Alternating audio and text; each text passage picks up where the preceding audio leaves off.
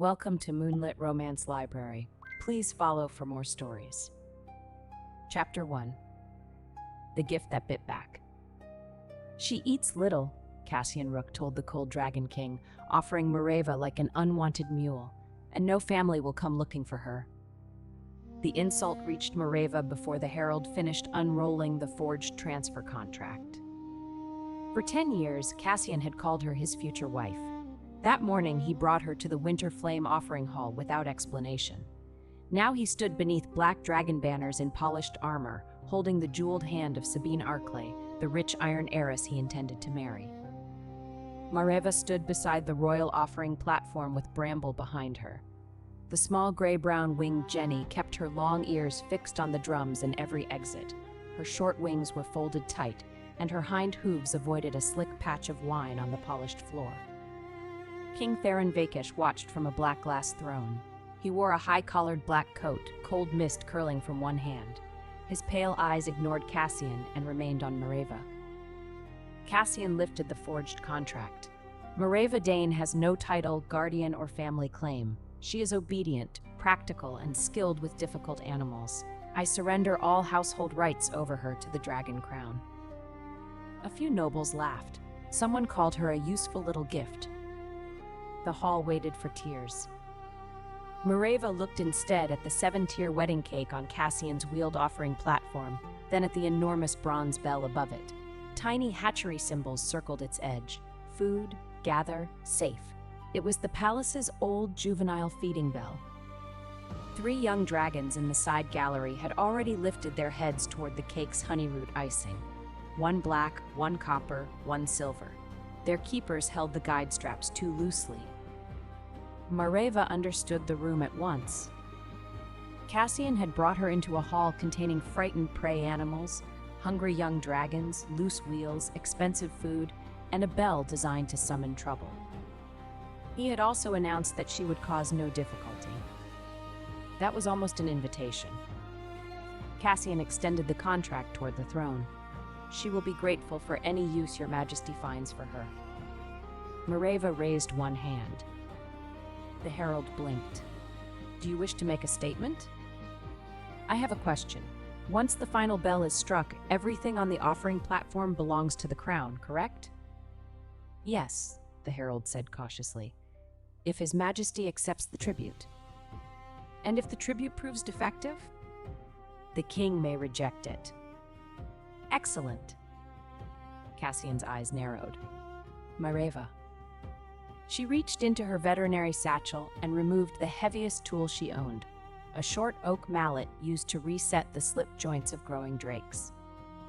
Sabine's expression changed first. Cassian took 1 step toward her. Put that down. Mareva smiled at him. It was not a kind smile. You spent 10 years telling everyone I could handle difficult animals, she said. For once, you were right. She swung the mallet into the feeding bell. The bronze roar struck the hall like thunder. The 3 juvenile dragons answered at once. The black one tore free of his keeper. The copper one followed, wings beating hard enough to launch napkins from the banquet tables. The silver one hesitated, then ran after his companions because young dragons, like young horses, preferred not to be left alone when the group moved. They charged toward the honeyroot cake. Bramble reacted as a donkey should to a deafening sound in a confined room. She did not invent a plan. She threw her head up, widened her stance, and sprang backward to create distance.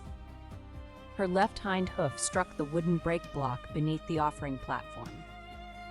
The block flew free. The platform began to roll down the gently sloping floor. That part was luck. What Mareva did next was not. She caught the platform's guide rope, planted both boots, and pulled sideways. The wheels turned away from the throne and directly toward the broad medicinal mud basin used for soaking the scales of juvenile dragons. The copper dragon leaped onto the back of the moving platform and buried her face in the cake. The black dragon seized a sugar dragon in his teeth. The silver dragon tried to stop, skidded through the spilled wine, and bumped the first gold chest hard enough to break its latch. Coins exploded across the floor. Cassian lunged after them. Of course he did. Sabine caught his arm, either to stop him or to keep him from tearing her sleeve. Cassian dragged her with him.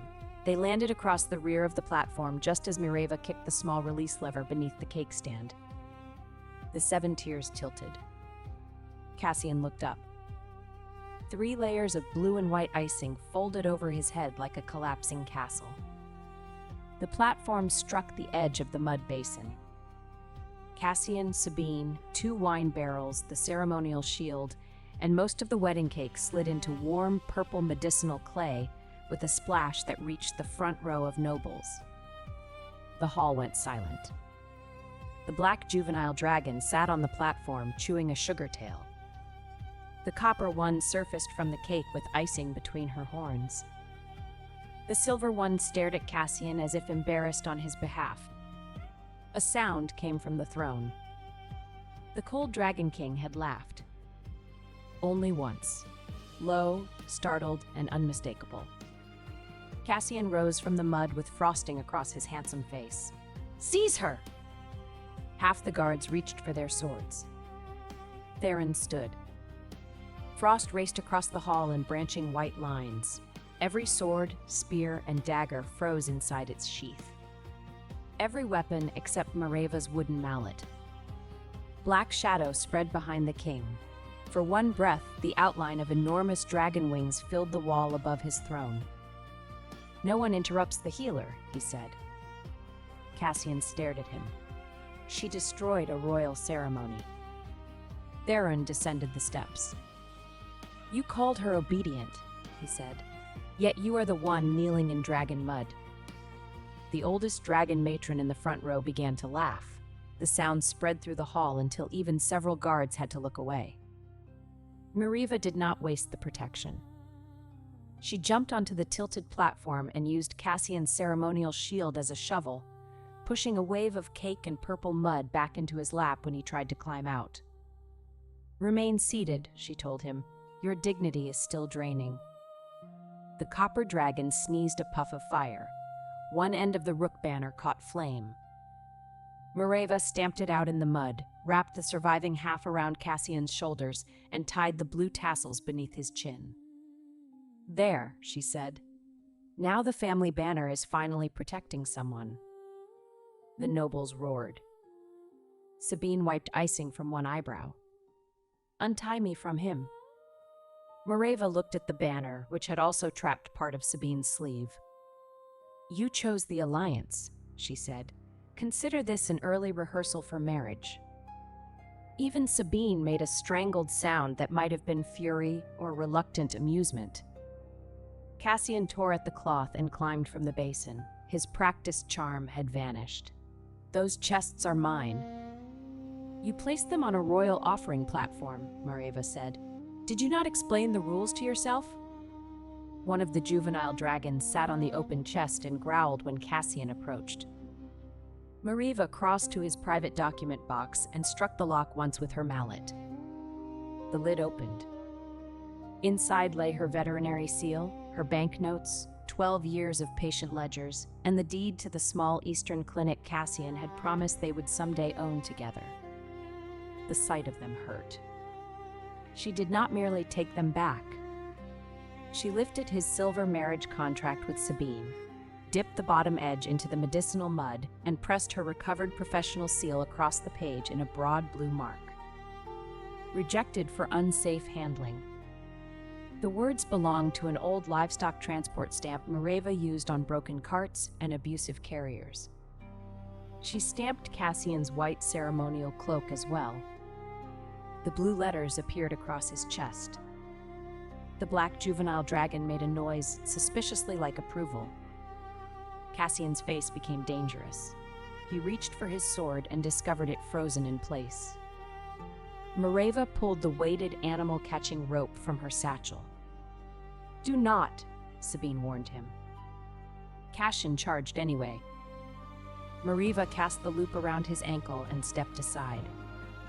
His own momentum carried him across the wine-slick floor. He struck the rook shield, slid beneath the basin rail, and entered the medicinal mud for a second time, head first, banner and all. This time Theron did not hide his smile. He stopped in front of Mireva. Up close, the cold surrounding him felt powerful enough to still a battlefield, yet not a single crystal of frost touched her skin. He held out his hand for the forged transfer contract. Mireva gave it to him. Blue-white dragon flame rose from his palm. The parchment burned without smoke, taking Cassian's false signature, false authority, and false ownership with it. "My kingdom does not receive slaves," Theron said. Cassian dragged himself upright. "She was part of my household." "A man may lose gold by gambling," Theron replied. "He cannot lose a woman because he never owned her." The words landed harder than a shout. Theron turned to Mireva. "You are not a tribute. You may leave this palace under royal protection.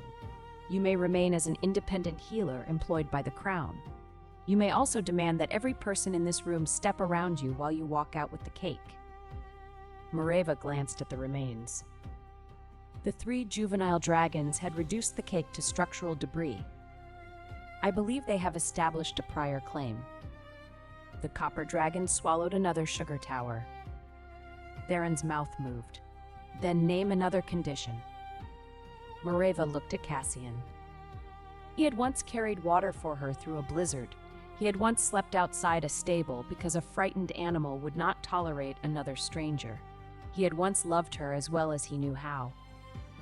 Then he had decided that history made her easier to sacrifice. She felt the grief. She did not let it choose for her. "I will remain long enough to examine the young dragons," she said. "As an independent healer, I keep my income, my seal, my records, and the right to refuse any patient." "Granted." "No noble enters my treatment room without permission." "Granted." "No king enters my treatment rooms without a genuine medical reason." For the first time, Theron looked almost guilty. Mireva noticed. She narrowed her eyes.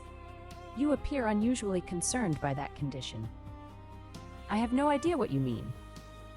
One of the dragon matrons coughed into her hand. Mireva continued. "Any patient who hides symptoms, ignores instructions, or claims royal blood prevents infection will receive the bitterest medicine I possess." "Reasonable." "I do not treat arrogance unless the patient admits it is a disease." Theron glanced toward Cassian in the mud. "You may need a larger clinic." Mireva laughed before she could stop herself. The sound changed something in the king's face. Bramble approached from behind her, moving carefully over the wet stone. She stopped beyond Theron's reach and stretched her neck to smell the cold air around his coat. Theron did not grab her halter. He did not step closer. He simply turned his body slightly aside, leaving the Jenny room to retreat. Bramble sniffed once, decided he was not food, and returned to Mireva. That was the first thing Mireva liked about the Cold Dragon King. It was also the first thing she distrusted. Chapter 2. The King's 3 Dying Dragonlings. 3 days after Mireva was offered away, the Cold Dragon King entered her new clinic with 3 young dragons and announced that all of them had lost their voices. The copper dragon roared before he finished the sentence. Dust fell from the rafters. Theron did not turn around. "The condition appears intermittent," he said. Behind him, Commander Joran Bell stared at the ceiling with the exhausted dignity of a man who had argued against this plan and lost. Mireva set down the jar of hoof salve she had been mixing for Bramble. "How long have they suffered from this tragic silence?" "Since breakfast." The black dragon roared because the copper one had stepped on his tail. "Devastating," Mireva said. The silver dragon remained several paces behind the others, his wings folded too tightly. He did not roar. His breathing was quick, and shallow rub marks showed beneath the edge of a training harness. Mireva's amusement disappeared. "Bring them into the courtyard," she said. "Slowly. Do not crowd the silver one." The king obeyed without comment. That remained unsettling. The black dragon entered first. He was the largest, with glossy scales and one horn slightly shorter than the other. He attempted to eat frost from the window ledge. "Nox," Theron said. The copper dragon found Mariva's broom and carried it sideways through the doorway, striking Joran behind both knees. "Bessie," Joran said darkly. The silver dragon stopped at the threshold. "Pell," Theron said, and his voice changed. Mureva sat on the courtyard stones at an angle instead of approaching. She opened a pouch of honeyed root, gave one piece to Nox, one to Bessie, and placed a third on the ground between herself and Pell. Nox swallowed his without chewing. Bessie searched Mureva's other hand. Pell watched for nearly a minute before moving forward. He took the root, retreated, then returned when Mureva did not follow. She examined Nox first. His throat was clear, his tongue healthy, and his breath smelled powerfully of onions. Bessie's glands were normal. Her voice worked well enough to rattle the shutters when Mureva looked inside one ear. Pell required time. Mureva did not touch the harness until he had smelled her hand and lowered his head.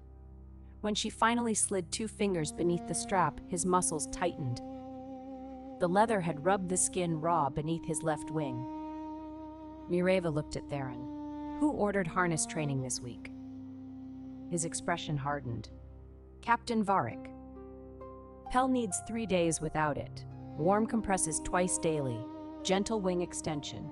No forced elevation and no public flight trial." Pell pressed his forehead against Mureva's shoulder.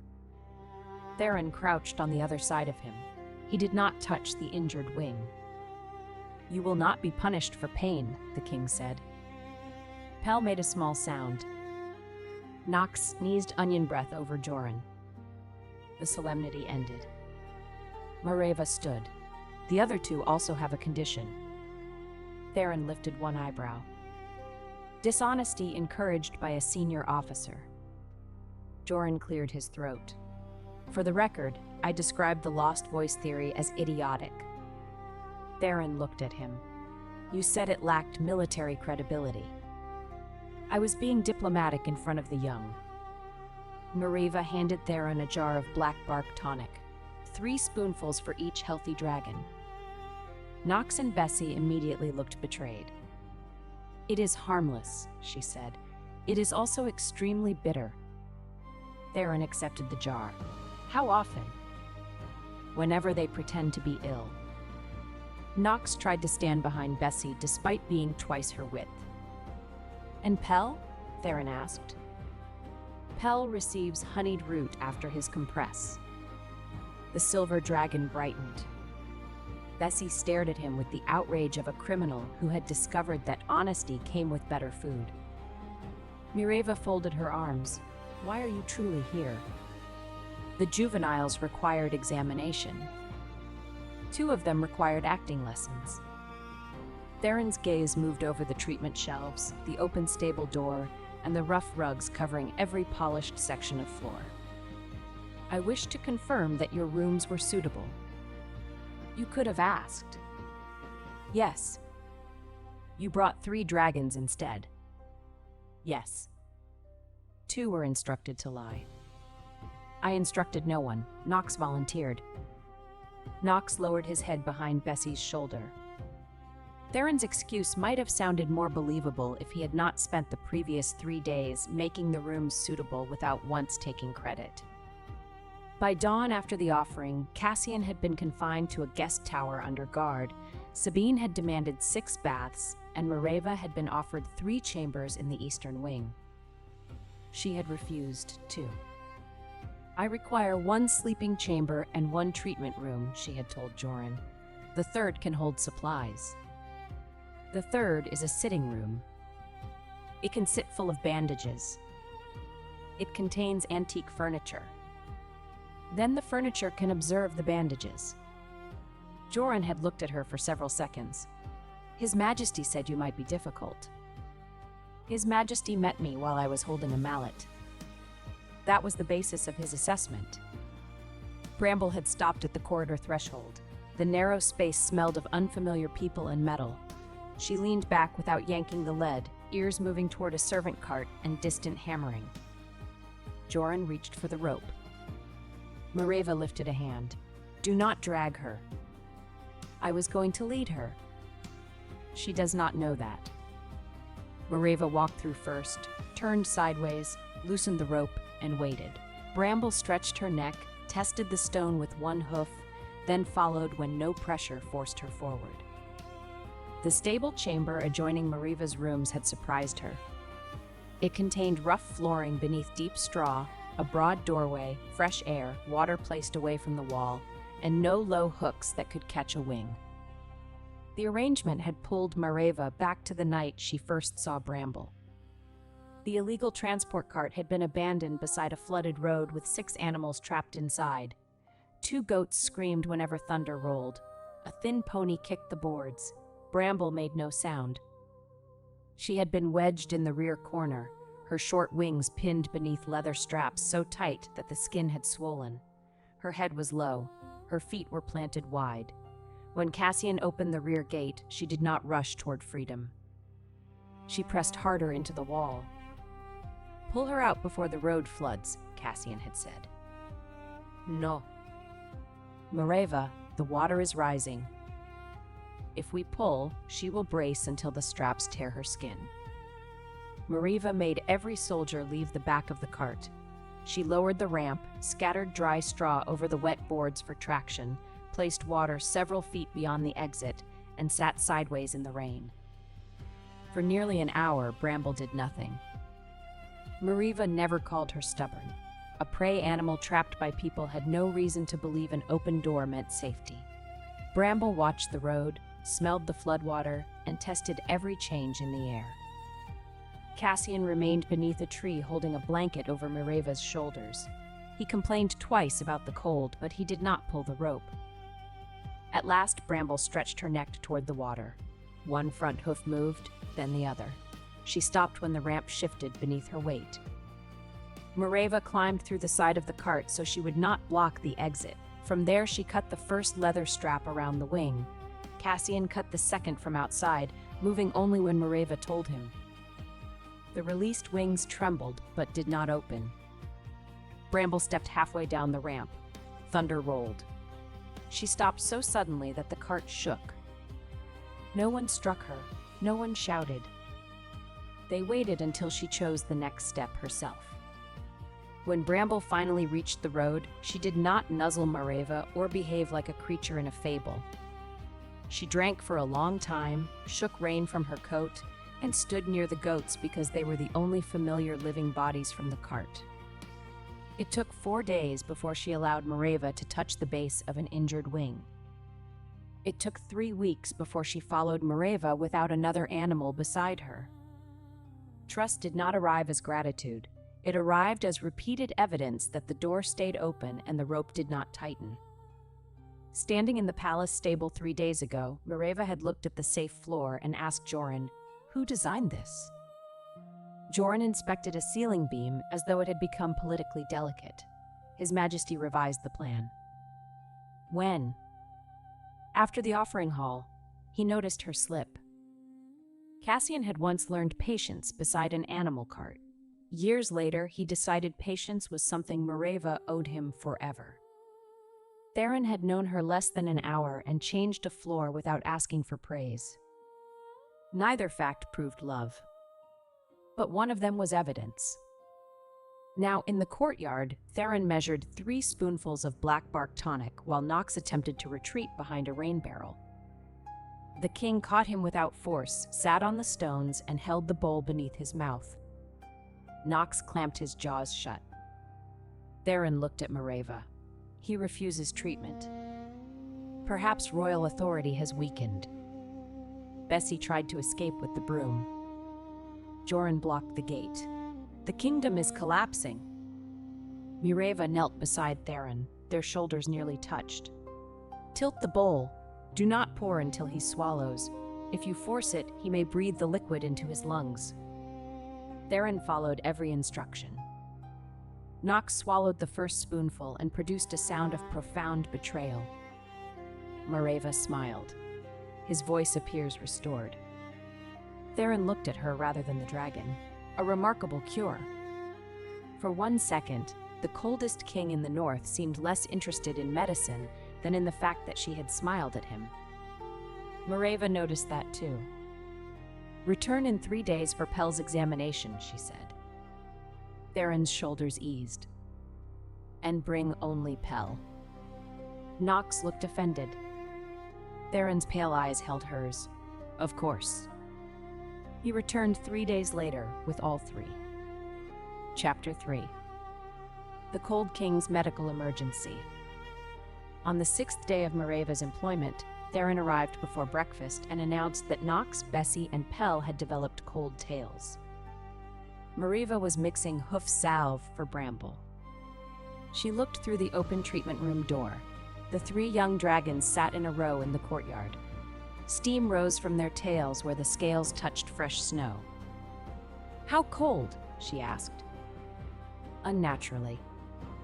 Bessie's tail melted a trench through the snow. Joran stood behind the king holding a stack of military reports. "I requested permission to remain at the council meeting." "Denied," Theron said. "On medical grounds?" "National security." Mareva wiped her hands. "Bring them in." Knox ducked beneath the lintel. Bessie scraped one wing against the door and knocked over a bucket. Pell entered last, carefully avoiding Bramble's stall. Bramble watched them with both ears forward. She did not flee. She had seen the juveniles through the courtyard fence for several days and had learned their movements. When Knox stepped too close, she turned her hindquarters away and moved to maintain distance. Mareva checked all 3 tails. Warm, flexible, perfectly healthy. She lifted her head. Theron stood beside the examination table, entirely serious. "Their tails are normal. Perhaps the condition resolved during the walk." They flew. Then during the flight. Joran coughed into his fist. Mareva handed Theron 3 cloth aprons. "What are these?" "Treatment." "For tail temperature?" "For dishonesty. The dragon pens need cleaning." Knox groaned. Theron looked down at the apron, then removed his coat. Mareva had expected argument. She had not expected the cold Dragon King to roll his sleeves above his wrists and tie a faded linen apron around his black clothing. His forearms bore old, pale scars, some thin as claw marks, others wide and irregular. Cold mist moved across his skin when he flexed his hand. Mareva looked away before curiosity became staring. The cleaning took an hour. Knox attempted to push dirty straw beneath a bench. Bessie discovered that broom bristles were enjoyable to bite. Pell worked carefully until a falling pan made him freeze. Theron set down his shovel and waited for Pell's breathing to slow. He did not command the juvenile to continue. He did not touch him without warning. He simply stood nearby, steady and silent. Pell resumed on his own. Mareva watched from the doorway. Cassian had loved grand gestures. He had once ridden through freezing rain to bring her a silver comb he could not afford. Later, he sold her winter blankets to pay the debt. Theron seemed to understand the opposite kind of devotion, the willingness to remain still while another creature found its courage. That knowledge was dangerous. When the pens were clean, Mareva gave the juveniles water and sliced apples. She gave Theron nothing. He followed her into the treatment room. Was my work unsatisfactory? You are not a patient. Then I am not entitled to a reward? Kings are usually rewarded with taxes. I find apples more appealing. She handed him one slice. His fingers brushed hers. The temperature in the room dropped. Frost flashed across the edge of the examination table. Bramble raised her head. Pell gave a soft alarm chirp. Theron pulled his hand back at once. Mareva saw fear in his face before he hid it. Not fear of her. Fear for her. She checked her fingers. The skin was unharmed, only cold. Does that happen whenever you touch someone? She asked. Not always. When? When control is weakened. By anger? Yes. What else? He looked at her. Joran suddenly became deeply interested in the dragon pen outside. Mareva understood. She should have stepped away. Instead, she reached for Theron's wrist, slowly enough that he could refuse. He went perfectly still. Cold moved beneath his skin like a trapped river. She felt a second pulse, not human and not entirely physical. It struck against her palm with the force of a wingbeat. Pain entered her hand. Not injury, memory. A younger Theron kneeling on black ice, an older male dragon roaring above him, chains bright with runes around a boy's wrists. The order to control the flame or watch servants freeze. Mareva released him. The room tilted. Theron caught her by the waist before she fell. The contact should have frozen her dress. Instead, his cold fire went quiet. His arm tightened around her, powerful and careful. Their faces were close enough that she could see a thin silver ring around his pupils. "What did you feel?" he asked. "Enough to know you should have told me your condition was not merely anger." His jaw hardened. "It is controlled." So was Cassian's offering platform until Bramble kicked out the break. Behind them, Joran made a strangled sound that might have been a laugh. Theron did not release her immediately. Mareva became aware of every point where his body supported hers, one hand at her waist, the other around her forearm, his chest a breath away. The cold around him no longer felt empty. It felt restrained. She steadied herself and stepped back. "Sit," she ordered. "I am not a patient. You nearly froze my table because I handed you fruit. That is not a recognized diagnosis. It is in my clinic." Theron sat. Joran entered, looked at the seated king, and appeared to experience a private religious revelation. Mareva examined Theron's pulse and the old scars on his wrist. The runic patterns were not decorative. They were remnants of binding magic, placed long ago and poorly removed. "Your father?" she asked. Theron's expression closed. "Yes." "The bindings react to strong emotion." "Yes." "Why have your healers not removed them?" 3 tried. 1 lost his sight. 1 lost the use of her hands. The 3rd refused to continue. "Reasonable. I did not ask you to attempt it." "No, you brought me 3 dragons with heated tails."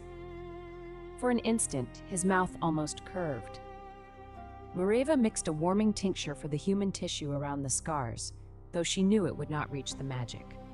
She wrapped his wrist with plain linen. "Return in 4 days," she said. Theron looked at the bandage. "For the juveniles?" "For you." Nox immediately made an approving noise. Mareva pointed toward the door.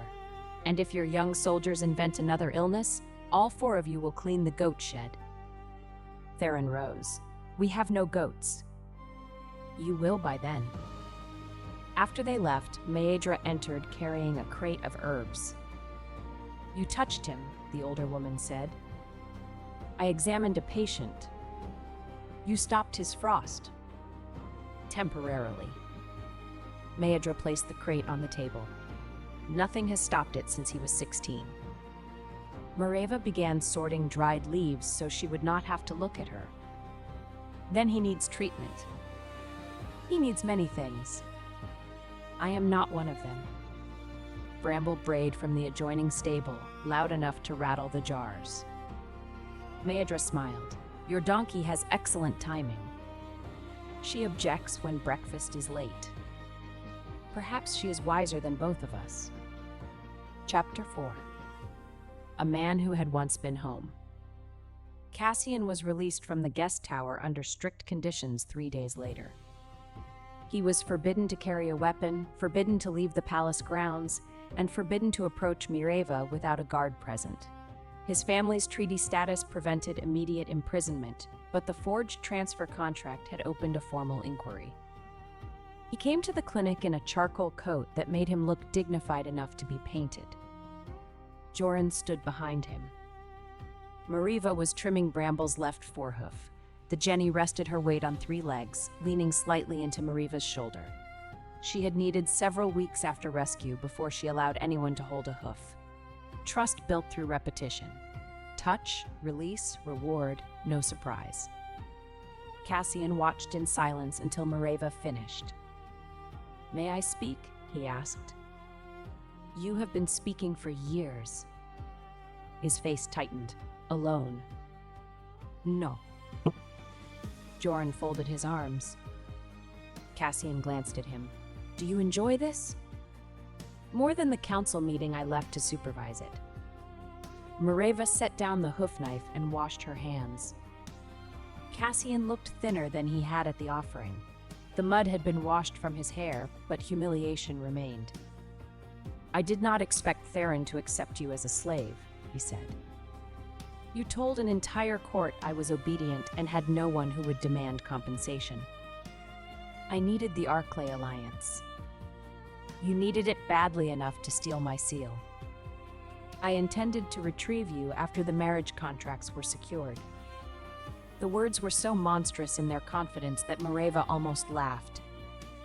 "You plan to give me to another man and collect me later? The king does not keep women. Everyone knows that. I am not a cloak you left in a safe house." Cassian stepped closer. Joran moved one hand toward the knife at his belt.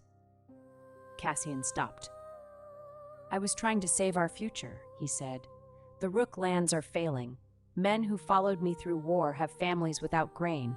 Arclay has iron, mills, and soldiers. Sabine does not care whom I love. But she cared whom you owned." His voice lowered. "I never owned you. You announced the opposite." He looked past her into the stable room. Bramble had turned broadside, keeping Mariva in view while also watching Cassian. Her ears were not pinned, but one hind foot rested lightly on the toe, ready to move. Cassian had helped Mariva rescue the Jenny 6 months earlier. He had cut the transport ropes, while Mariva treated the abrasions beneath her wings. For 2 weeks afterward, he brought apples to the rented stable. Then he became busy with Sabine's negotiations. "I loved you," he said. The past tense hurt because it was honest. Mariva folded the drying cloth. "I know." Cassian blinked.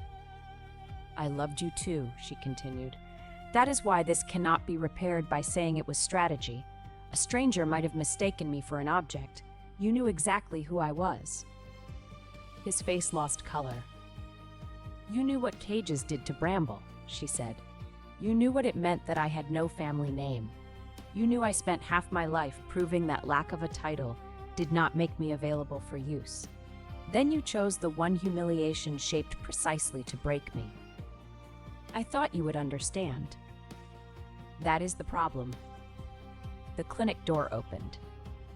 Theron entered carrying Pell beneath one arm. The silver juvenile dragon was wrapped in a wool blanket and looked perfectly comfortable. Knox and Bessie followed, attempting to walk with exaggerated limps on opposite legs. Joran closed his eyes. Mireva stared at the king. What happened? Theron's gaze moved from her to Cassian. "The juveniles have developed leg weakness." Knox forgot which leg was weak and switched. Bessie copied him. Cassian looked from the false limps to the king's expression. Understanding arrived with painful clarity. "You came because he was here," he said. Theron regarded him calmly. "I came for medical care. One dragon is being carried like a child. Pell is tired." Pell yawned and tucked his snout beneath Theron's arm. Mireva should have been irritated. Instead, something warm and unwanted moved through her chest. She took Pell from the king. Theron released him carefully, his fingers brushing the blanket rather than her hands. Cassian watched the exchange. "I know her better than you do," he said. Theron's face did not change. That makes your conduct less defensible, not more. The words landed cleanly. Cassian's anger flared. Do you think carrying young dragons into her rooms makes you noble? No. Do you imagine she will fall at your feet because you offered employment? No. Then what do you want? Theron looked at Mareva. For one suspended moment, the room seemed smaller. I want the healer to decide that without your assistance. He turned to Nox and Bessie. Stop limping. Both dragons immediately stood normally. Joran rubbed his forehead. Mareva placed Pell on a padded bench. The king and his soldiers will now clean the goat shed. Cassian glanced toward the courtyard. There was no goat shed yesterday. A loud bleat answered him. Maedra appeared at the rear door leading 2 shaggy mountain goats. I am a woman of my word, Mareva said. Theron removed his coat. Cassian stared at him. You cannot be serious. The cold dragon king tied on the same faded apron he had worn before. I have been assured the treatment is necessary. Bessie sneezed sparks into a pile of straw. Nox stepped on the rake. The handle struck Joran's shoulder. Pell remained asleep. Cassian stood amid the sudden chaos, handsome, furious, and completely outside it. Mareva realized that for 10 years, she had arranged her life around his emergencies, his ambitions, his wounded pride, and his bright promises. Now he was the only person in the room who refused to pick up a shovel. That did not erase what they had been. It showed her what they had become. Chapter 5. The Dragon Who Would Not Fly. Pell's real condition revealed itself during the first public flight trial of winter. Mareva attended because Maedra threatened to drag her there in a grain cart if necessary. You cannot treat dragons while refusing to watch how they are trained, the older woman said. The flight yard occupied a shelf of black rock above the northern valley. Snow covered the mountains below in great white folds. Iron towers marked the boundaries of the practice field, each connected by ropes and colored flags. Young dragons launched from the upper ridge, flew between the towers, and landed near the reviewing platform where Theron stood with his council. Mareva remained beside the low stone wall with Bramble. The Jenny wore a thick wool blanket beneath her short-folded wings. She had tolerated the walk because the path was wide, and Mareva had allowed her time to inspect every drainage grate. Now she stood with her head low, one ear toward the dragons and the other toward a sack containing oats. Nox completed the course first, flying too fast and landing in a spray of snow that covered 2 instructors. Bessie followed. She struck one flag with her tail, corrected in the air, then landed while pretending the collision had been intentional. Pell did not launch. He stood at the top of the ridge in a training harness, silver wings half open. Captain Varric, a narrow-faced dragon officer in red armor, signaled impatiently. Fly, he commanded. Pell lowered his body. To the watching nobles, it might have looked like preparation. Mareva saw the rapid movement beneath his ribs, the tight mouth, the rigid tail, the way his attention fixed on the empty air beyond the ledge instead of the landing field. He was not refusing. He was frozen by fear. Varek raised a long training pole fitted with a padded end. Move! Mareva handed Bramble's lead to Maedra and started toward the ridge. Joran stepped into her path. The trial is restricted. Then restrict Captain Varek before he pushes Pell over the edge. Joran looked up. Varek touched the pole to Pell's hind leg. The young dragon lurched forward. His wings opened too late. He dropped from the ledge. A cry moved through the crowd. Theron shifted into dragon form before Mareva had time to draw breath. Black scales erupted across his body in a wave. Great wings unfolded, blotting out the pale sky. He launched from the reviewing platform and dived. For one terrifying second, Pell disappeared beneath the ridge. Theron rose, carrying the young dragon between his forelegs. He landed hard enough to crack ice. Pell scrambled away, panicked by the impact. His training harness caught on a stone post and twisted one wing beneath him. Mareva ran past the guards. "Do not touch him," she shouted. Theron stopped an arm's length away. Varric did not. He reached for the harness. Pell snapped at him. The captain recoiled. "He is dangerous." "He is terrified," Mareva said. "Everyone move back." The crowd retreated unevenly. Mareva crouched where Pell could see her. She did not stare into his eyes.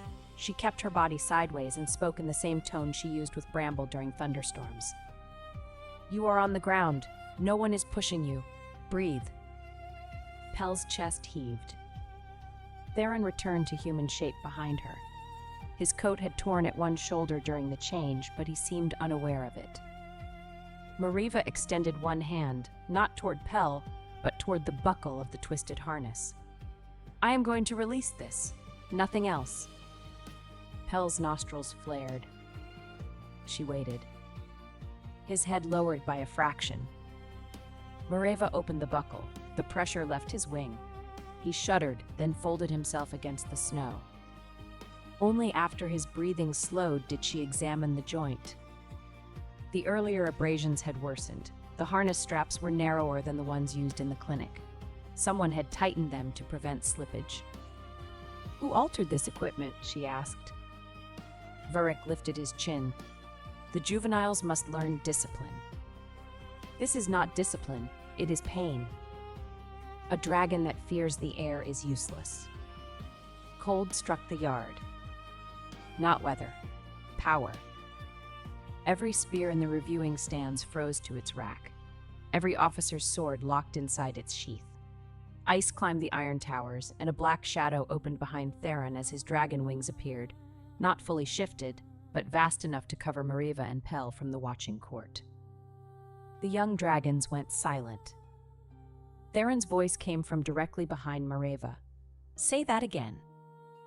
Varric's face drained of color. The king stepped around Mareva but did not place himself in front of her. He stood at her shoulder, leaving the captain visible to her. "You called one of my young soldiers useless," Theron said, "because he did not hide an injury well enough to protect your pride." "Your Majesty, I meant only." "I know what you meant." His half-spread wing curved around Mareva without touching her. The black membrane blocked the mountain wind. Frost hissed over the stones everywhere except beneath her boots and Pell's body. Mareva looked up at him. "Do not freeze the captain." Theron's pale eyes remained on Varric. "I froze his weapons." "And the training towers." "They offended me." "You are considering freezing the rest of him very loudly." A few younger soldiers stared at the snow to hide smiles. Theron lowered his head toward her. The movement was predatory enough to silence the court again. "What punishment does the healer recommend?" The choice was hers, deliberately, publicly. Mareva faced Varric. "Remove your armor." The captain looked offended. "Why?" "I want you to run the ground course wearing a harness 2 sizes too small." "That is absurd." "So is calling pain a character flaw." Theron's wing folded slowly behind her. "You heard the healer." Varric completed the ground course because he could not fly in human form. The tight harness forced his shoulders backward. He tripped twice, lost one boot in a snowbank, and struck the final flag with his face. The watching juveniles remained solemn until Bessie made a small choking noise. Then Nox laughed. Dragon laughter sounded like rocks falling down a chimney. Within seconds, half the young Flightwing had joined him. Even Pell raised his head. Mareva did not allow the humiliation to continue beyond the lesson. She removed the harness from Varric and ordered him to report to the infirmary for bruising. Theron suspended him from training duties pending investigation. "You could have dismissed him," Mareva said later, while wrapping Pell's wing in the clinic. "I may yet." "But you did not do it in anger." Theron stood on the opposite side of the table, holding Pell still. You told me not to freeze him. I told you not to decide while your power was reacting. I understood the distinction. Pell shifted. Theron immediately loosened his hold. Mareva secured the final bandage. The training system rewards juveniles for hiding pain. That is why he said nothing. I will change it. Your officers will resist. They often do. Your council will accuse me of weakening the Flight Corps. They have accused you of 6 things this week. Only 6? One counselor was ill. She laughed before she could stop herself. Theron became still. Mareva looked at him. What? Nothing. You are staring. I was listening. To laughter? It is uncommon in this room. His honesty left her unexpectedly defenseless. Pell nudged Theron's chest with his snout, forcing the king one step closer to the table. At the same moment, Bessie pushed through the doorway behind Mareva in pursuit of a dropped apple. Mareva was caught between them. Theron reached around her to stop the copper dragon. His arm crossed her waist without closing. His chest pressed lightly against her back. Heat from Bessie met cold from Theron. Mareva stood between fire and frost, aware of his breath near her temple. Bessie, he said, his voice lower than before, release the apple. Bessie swallowed it whole.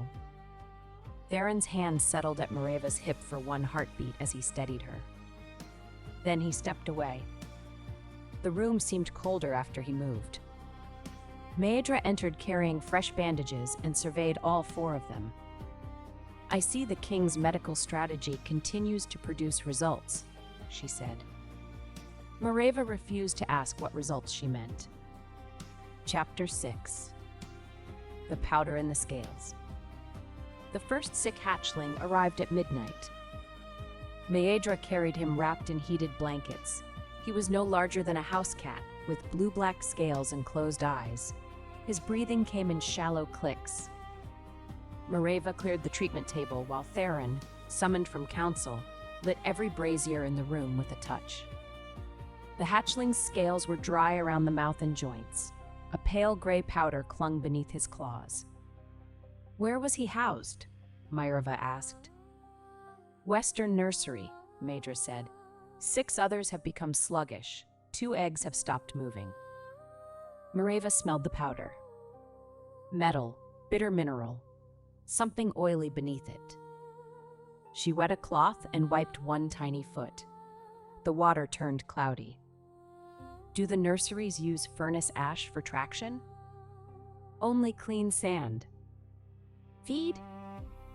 Goat milk, mineral broth, ground ember root. Source of the ember root? Maedra looked toward Theron. Arclay territory supplies most winter stores. The king's expression hardened. Mareva mixed warm water with charcoal, milk, and a binding herb. She fed the hatchling drop by drop. Every time he stopped swallowing, Theron touched one finger to the blanket and sent controlled heat through the cloth. His cold flame could warm when disciplined carefully. Mareva had not known that. For 3 hours they worked without conversation. The hatchling finally opened one cloudy eye. Maedra sat down hard on a stool. Theron's hand remained beside the small body. His face revealed nothing, but the frost at his cuffs had vanished. Will he live? He asked. I think so. Mareva rubbed stiffness from her neck. But this is not a natural illness. Something in the nursery supplies is poisoning them. Theron turned toward Joran, who had arrived carrying sealed storage records. Close the western nursery. Replace all feed and sand. No supplies leave or enter without Maedra's approval. Joran nodded. And the Arclay delegation? Confine them to the palace. Sabine included? Mareva looked up. Not yet. Theron's gaze moved to her. She may know nothing, Mareva said.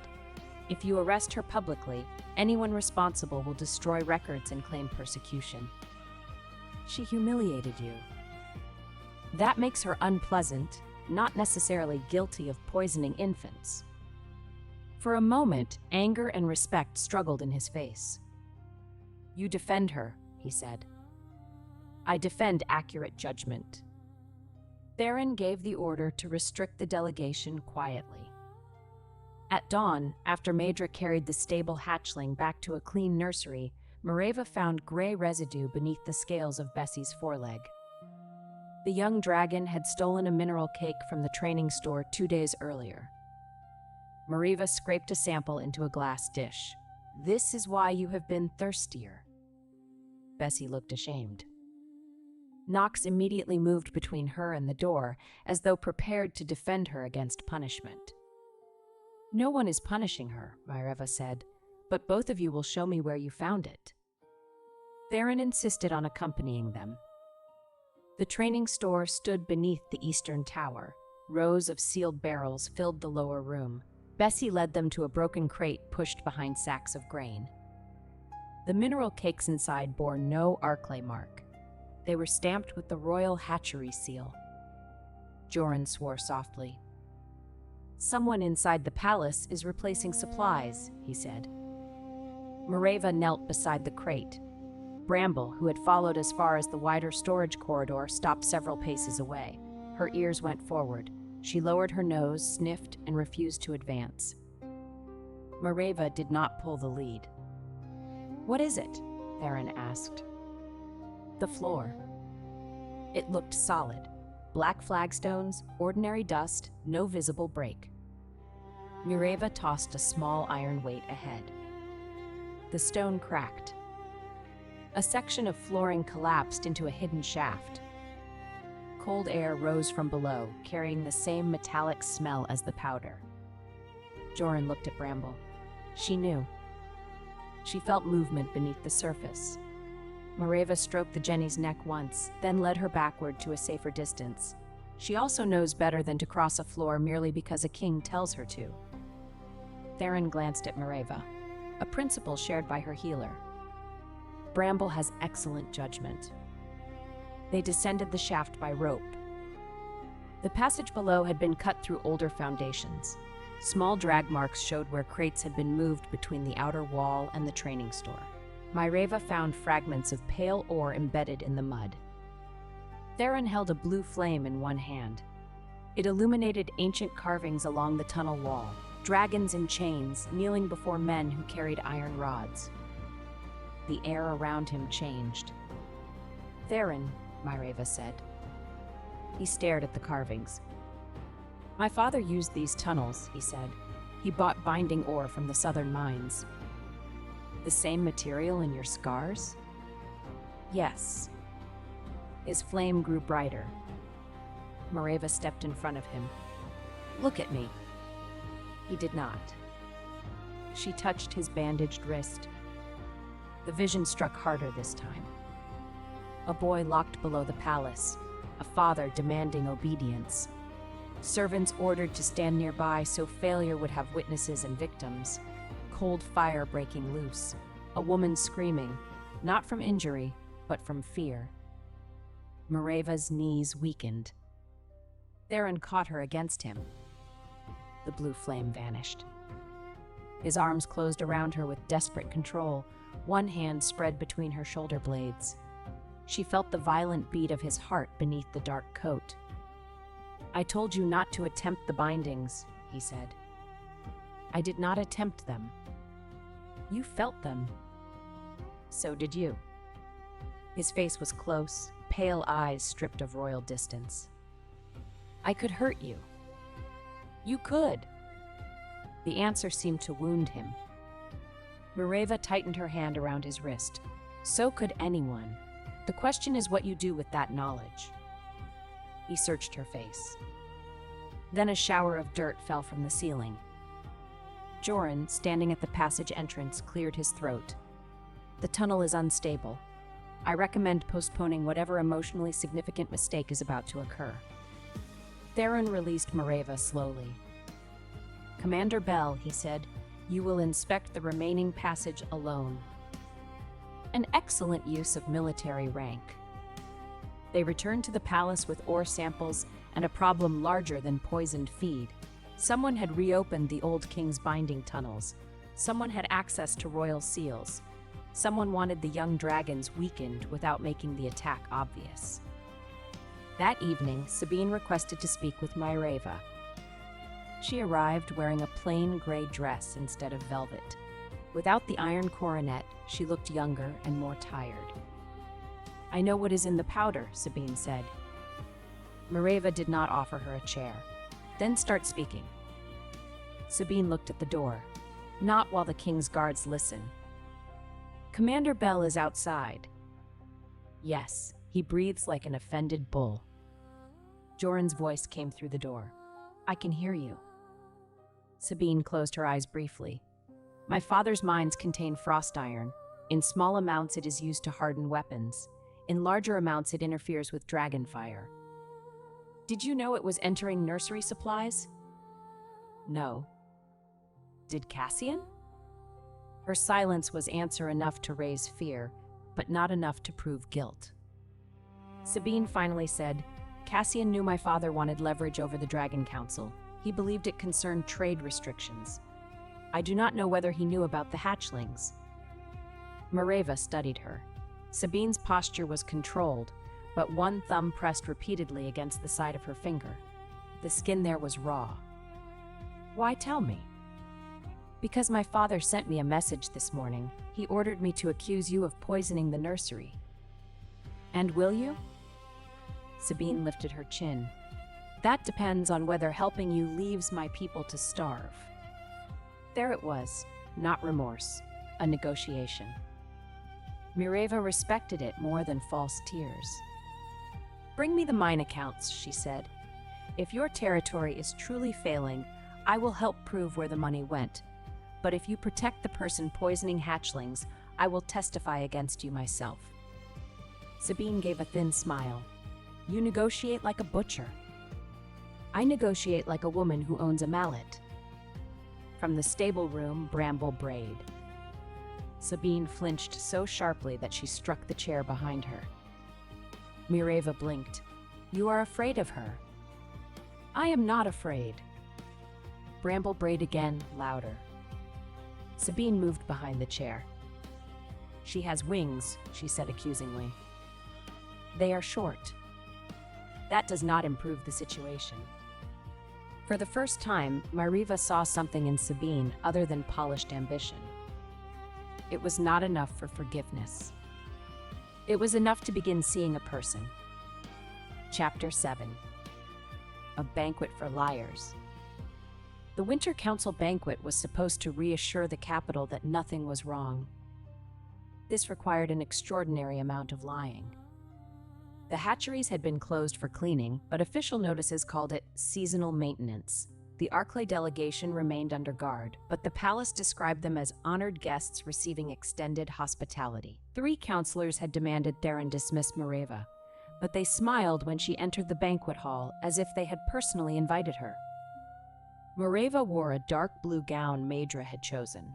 The cloth was thick, the sleeves full, and the neckline modest. Her hair, usually braided for work, fell in a heavy dark wave below her waist.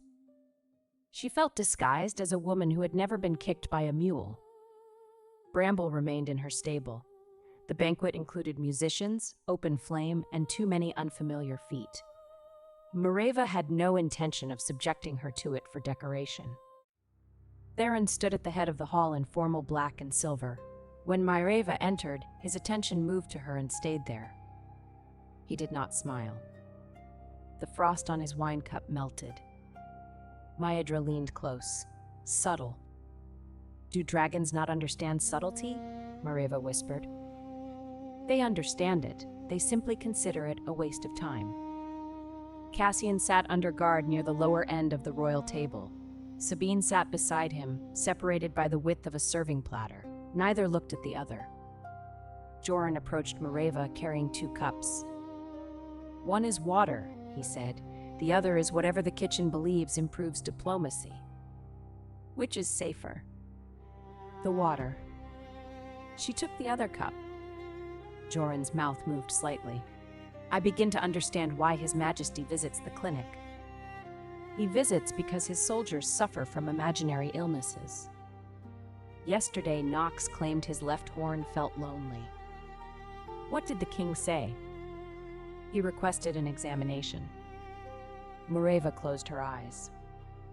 Music began. Couples moved into the open center of the hall. Cassian stood. Joran shifted, but Mareva touched his sleeve. Let him speak. Cassian approached without crossing the distance required by the guard order. His dark, formal coat fit him perfectly. Under different circumstances, she would have straightened the silver clasp at his throat and told him he looked too pleased with himself. The memory came with no invitation.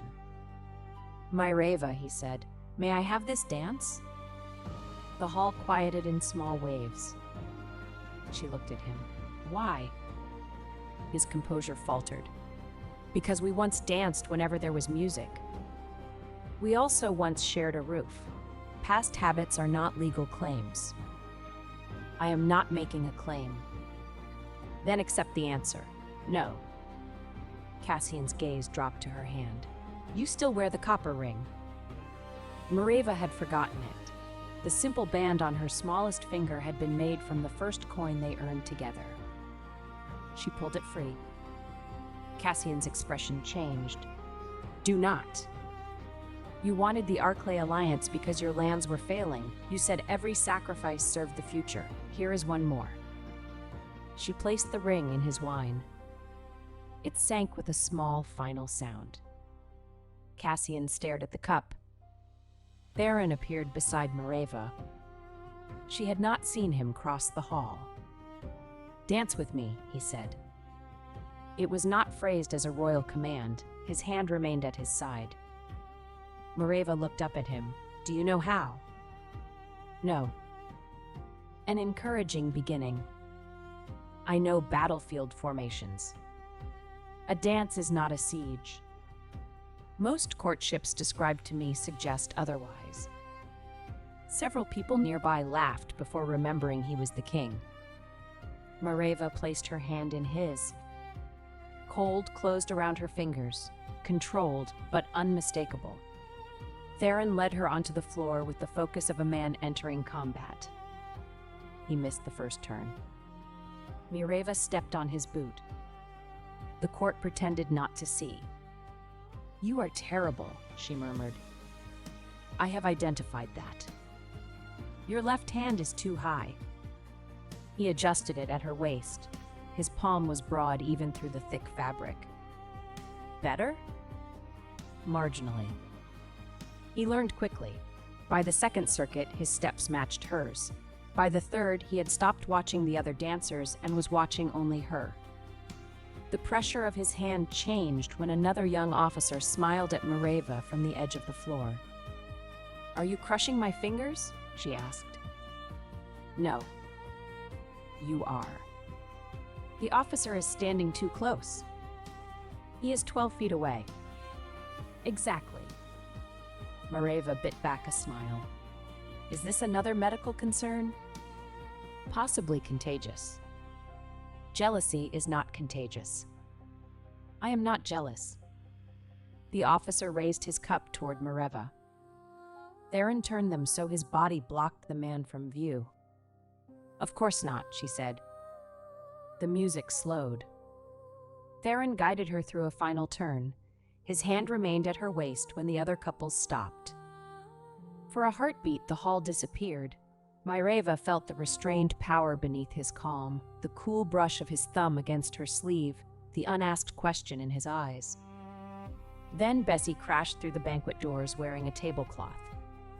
Knox followed with a silver serving dome stuck over his head. Pell ran behind them carrying half a loaf of bread. Maedra stood in the doorway. They escaped the nursery. The Dragonlings charged between tables. Bessie's tablecloth caught on a chair, pulling an entire place setting into the air. Knox, unable to see, struck a banquet cart. Pell tried to stop him and slid across the polished floor on the loaf. Theron closed his eyes. Mareva stepped away from him. Do they have a medical emergency? Nox shook the serving dome. It rang like a bell. "Acute poor judgment," Theron said. The Dragonlings reached Cassian's table. Nox collided with the wine cup containing the copper ring. The cup flew upward. Cassian caught it against his chest. Red wine spread across his white shirt while the ring dropped into his collar. Bessie, still dragging the tablecloth, wrapped it around his legs. He fell into Sabine's chair. Sabine moved aside at the last moment, preserving her gown but not her composure. She laughed. It was a single shocked sound. She covered it with her hand. Cassian looked betrayed all over again. Mariva and Theron brought the juveniles under control. Nox's dome required butter to remove. Bessie surrendered the tablecloth in exchange for apple slices. Pell returned the bread voluntarily and received praise for honesty. The banquet did not recover its dignity. Later, Mareva found Theron on a balcony overlooking the snowy city. "You arranged that," she said. He turned. "The escape?" "The dance." "Yes." "You asked the musicians to play something slow." "Yes." "And placed Joran near me so Cassian could not cause trouble." "Yes." She moved closer. "You could simply tell me what you want." Cold air moved between them. Theron looked toward the city. "What I want is not necessarily what you want. That is why people ask." His gaze returned to hers. "I want to see you when there is no crisis. I want to hear you laugh when no one has fallen into medicinal mud. I want to know whether you look at me because you choose to or because I am the king standing in your doorway." Mariva's heart beat too hard. "Then stop inventing sick dragons." He considered that. "No." She laughed despite herself. He stepped nearer. The balcony rail pressed against the back of her hand. A gust of mountain wind caught Mariva's hair and sent it across Theron's shoulder. Something in him reacted before the king could hide it. Black wings opened behind him with a low rush. One struck the stone wall to Mariva's left, the other curved along the balcony rail, surrounding her with winter-dark shadow. His body blocked the doorway. His hands remained at his sides. For a heartbeat, Mariva understood exactly why foreign courts called him the coldest dragon alive. Power crowded the air. His pupils narrowed. Frost formed on the stone behind her, but a warm circle remained around her body. Theron went utterly still. "I did not intend to do that," he said. "You have trapped me between a wall and a dragonling." "Yes," his jaw tightened. "Tell me to move." Mariva could have stepped beneath the wing. He had left enough space. She could have called for Joran. Theron would have moved before the first syllable ended. Instead, she looked at the dangerous man holding every instinct on a chain for her comfort. "What do you want?" she asked. "To touch you." The honesty sounded painful. "Only if you want the same." Theron lifted one hand, then stopped before touching her face. "May I?" Mariva thought of Cassian deciding for her. She thought of Theron burning the contract before asking anything in return. She thought of him cleaning pens, holding Pell through panic, and learning a dance badly because she might enjoy it. "Yes." His fingertips touched her cheek. Cold, gentle, controlled. The wing around her tightened against the wind, not against her body. He bent toward her slowly enough that she could refuse. Their first kiss began carefully and ended with the balcony rail buried beneath white frost. Theron's mouth remained gentle. The power around them did not. Blue light moved beneath his skin, black wings shielding her from the court, while his hand rested against her cheek as if she were something he wanted but would never seize. When he drew back, both of them were breathing harder. Mariva touched her lower lip. "You appear to have survived." "So far." "Should I schedule a follow-up examination?" His eyes warmed despite their pale color. "In 3 days." Chapter 8. The price of being useful. The morning after the kiss, Theron did not come to the clinic. Neither did he come the next morning. On the third day, Nox, Bessie, and Pell arrived with Joran. Mareva looked past him. "Where is the king?" "Council." "What symptoms have the juveniles invented?" Joran handed her a folded note. "Nox has developed an inability to respect closed doors. Bessie is consuming non-food objects.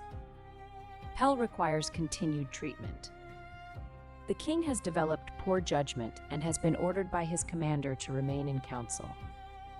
The final line had been added in a different hand. Mareva looked at Joran. "His Majesty attempted to leave twice," he said. "I reminded him that the Southern Grain Treaty is more important than his wrist bandage." "Is it?" "No, but I wish to see whether you would ask." Mareva threw a cloth at him. The juvenile's visit became useful. Pell allowed her to extend his wing nearly to full span without panic. Nox helped carry water after being reminded 3 times not to race the buckets. Bessie produced a bent silver spoon she had eaten at the banquet. At noon, Maedra arrived with news from the hatcheries. No new hatchlings had become ill since the contaminated feed was removed, but 2 eggs remained dormant. "The powder was deliberate," Mareva said. "A single spoiled shipment would not have reached both the nursery and training stores under royal seals." "Sabine sent the mine accounts," Maedra replied. "They are in your sitting room, observing the bandages." Mareva spent the afternoon comparing supply marks. The Arclay ledgers showed shipments of frost iron leaving 3 mines. Most went to royal armories under legitimate contracts. Smaller amounts disappeared into a category labeled road reinforcement. There had been no road reinforcement. The payments went to a company owned by Lord Arclay's steward. From there, the trail divided among palace suppliers. Cassian's name appeared twice as a witness. Mareva sat back. The sight of his signature brought memories she did not want. Cassian asleep at a campfire with one hand resting over hers. Cassian carrying an injured dog for 5 miles. Cassian laughing when rain entered the roof of their first room and soaked the bed. People preferred betrayal to make the past false. It was easier to hate a lie than mourn something real that had been destroyed. The clinic door opened without warning. Mareva reached for the nearest object, which happened to be a hoof rasp. Cassian stopped at the sight of it. A palace guard stood behind him. "I have permission," he said. "From whom?" "Maedra." The older woman appeared in the corridor. "He said he had information about the ledgers. I considered the possibility that you might hit him and judged the risk acceptable." Cassian entered. His gaze dropped to the papers. "You found the road payments. You witnessed them." "I witnessed what I believed were defensive purchases." "Frost iron hidden in dragon food?" "No." His answer came too quickly to be invented. "Arclay told me Theron's old guard was rebuilding underground barriers in case the mountain clans rebelled. I knew the ore weakened dragon fire. I thought it would be stored in sealed walls." "You did not ask why a foreign lord controlled a secret defense beneath the Dragon King's palace?" "I needed the alliance." The same answer. Always the same altar, with someone else placed upon it. Cassian took a folded map from inside his coat and laid it on the table. "Arclay's steward gave me this before the offering ceremony. It marks the old tunnels and the iron deposits beneath the western ridge." "Why give it to me now?" "Because Sabine's father sent an order last night. He wants you blamed before the dormant eggs die." Mareva's hands went cold. Cassian continued, "He intends to claim your treatments introduced the powder. Sabine is expected to testify that you sought revenge against the crown for accepting you as tribute. She has already refused." His surprise was genuine. "You do not know her as well as you think," Maerva said. "I know Arclay.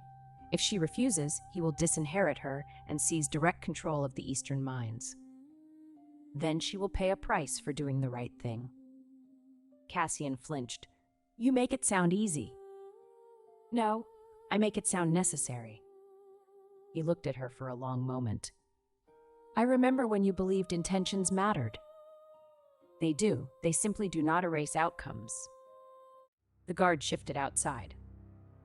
Cassian lowered his voice. Leave the palace. I can get you through the south gate tonight. And abandon the hatchlings? They will use you. Theron already is. Mireva stood. Explain. You calm his power, you treat his young. You are solving a political crisis he failed to detect. He visits your rooms because you are useful. The accusation found its mark because it echoed her oldest fear. Cassian saw that. He will choose the kingdom when forced, he said. All rulers do. At least I never pretended otherwise. You pretended for 10 years. His face tightened. Come with me. No. Mireva. No. She placed the map in her satchel. You may be telling the truth now. That does not make you safe. Cassian's shoulders lowered. For the first time since the offering, he looked less like a man trying to win and more like a man finally understanding loss. I would have come back for you, he said. Mireva's voice softened despite herself. I know. You still do not understand why that is not enough. After he left, doubt remained.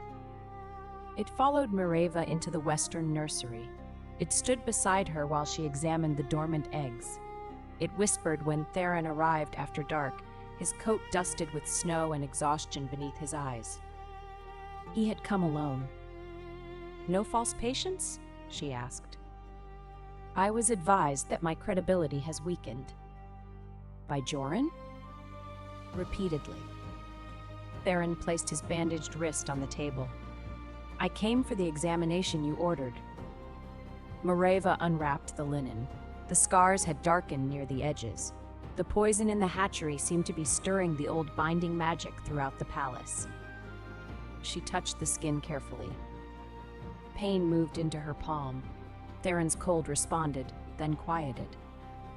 Cassian came to see me, she said. Theron's muscles tightened beneath her fingers. He brought a tunnel map. Useful.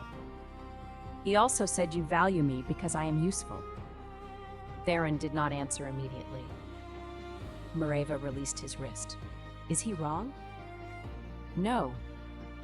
The bluntness struck like a slap.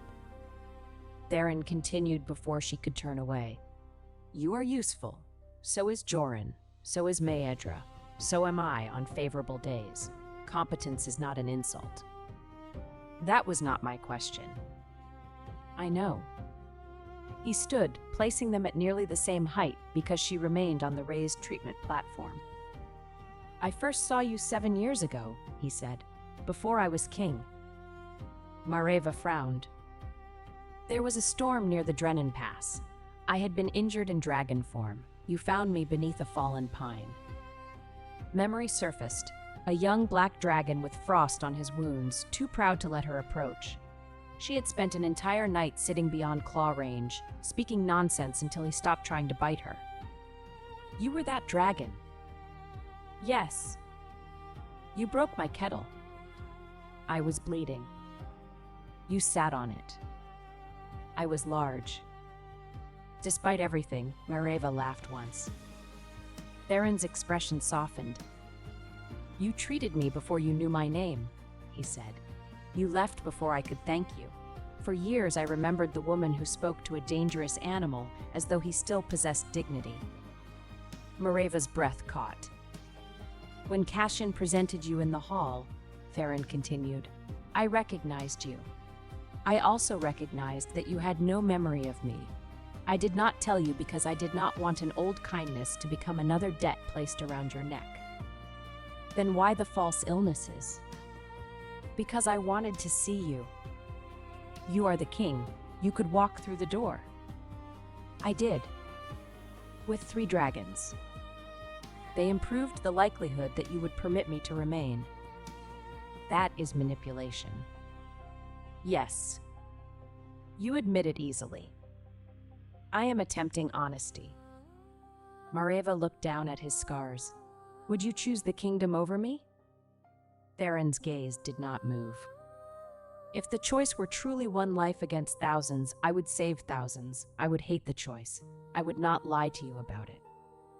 The answer hurt, but it did not diminish her. He continued, I would also destroy every law, title, and tradition that tried to make your death convenient. I would ask for another path until there was no breath left in me. And if you chose to risk yourself, I would stand beside you rather than lock you away for your own good. Mariva's eyes burned. Theron stepped closer but did not touch her. You are useful, he said. You are also impatient, suspicious, violent toward ceremonial furniture, and incapable of leaving a suffering creature alone. I want you when you are healing dragons. I want you when you are angry with me. I wanted you at the banquet when you were doing nothing more valuable than laughing. The doubt did not vanish. It changed shape. Mareva reached for his hand. You still owe me a kettle.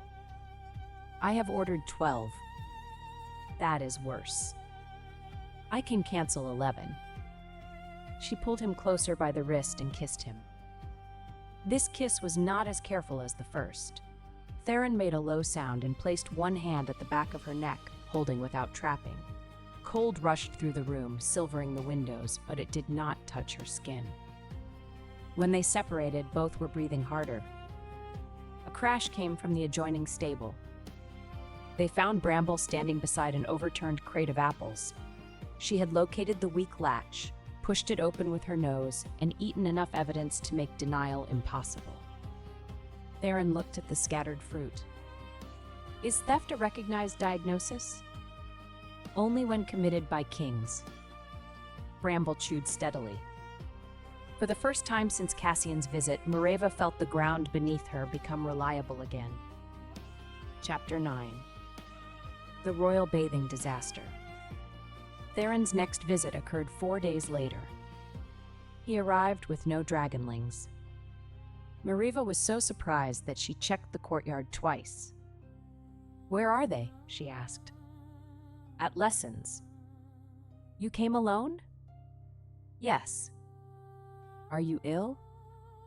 No. Then this is unprecedented. Theron placed a sealed council order on the treatment table. You are authorized to inspect the Western hatchery baths and every supply room connected to them. That sounds like work. I was told honesty might improve my credibility. It has made you less entertaining. His mouth curved. The juveniles will join us later. The Western hatchery baths occupied a vaulted chamber fed by warm springs. Shallow stone pools stepped downward through the room, each containing different mineral treatments for young scales. Steam softened the sharp edges of the black architecture. Mareva wore a heavy work dress with sleeves tied above the wrists. Theron had removed his formal coat and carried the supply ledgers. Joran supervised 6 guards searching storage cabinets. Maedra directed hatchery workers with the authority of a general. Bramble remained in the outer courtyard with a hay net and a calm older mule. The bathhouse floor was wet, crowded, and unsuitable for hooves. The first 3 pools were clean. The 4th contained traces of frost iron powder beneath the drainage grate. Mareva knelt beside it. This was added after the water entered. The spring itself is not contaminated. Theron crouched across from her. Can you determine how long it has been used? The mineral buildup suggests months. His face became still. That meant the poisoning had begun before Mareva's arrival, perhaps before Cassian's alliance negotiations. Lord Arclay had been preparing leverage for a long time. Joran opened a wall cabinet. There is a false panel. Behind it lay narrow packets stamped with the royal hatchery seal. Maedra swore with impressive creativity. A sudden roar sounded from the entrance. Knox burst into the bathhouse. Bessie and Pell followed. Behind them ran a young instructor shouting, they were told to remain in formation. Knox saw Theron and stopped too abruptly. Bessie struck him from behind. Pell collided with Bessie. All 3 slid across the wet stone. Knox entered the green mineral pool. Bessie entered the blue one. Pell landed in a basket of towels. Theron closed his eyes. Why are they here? The instructor bent over, breathless. Knox claimed Bessie had swallowed a helmet buckle. Bessie claimed Pell's wings were changing color. Pell said nothing, but followed them. Mareva looked at Knox, now coated in green mud. Did Bessie swallow a buckle? Knox sank lower in the pool. Bessie burped. A small brass buckle struck the water.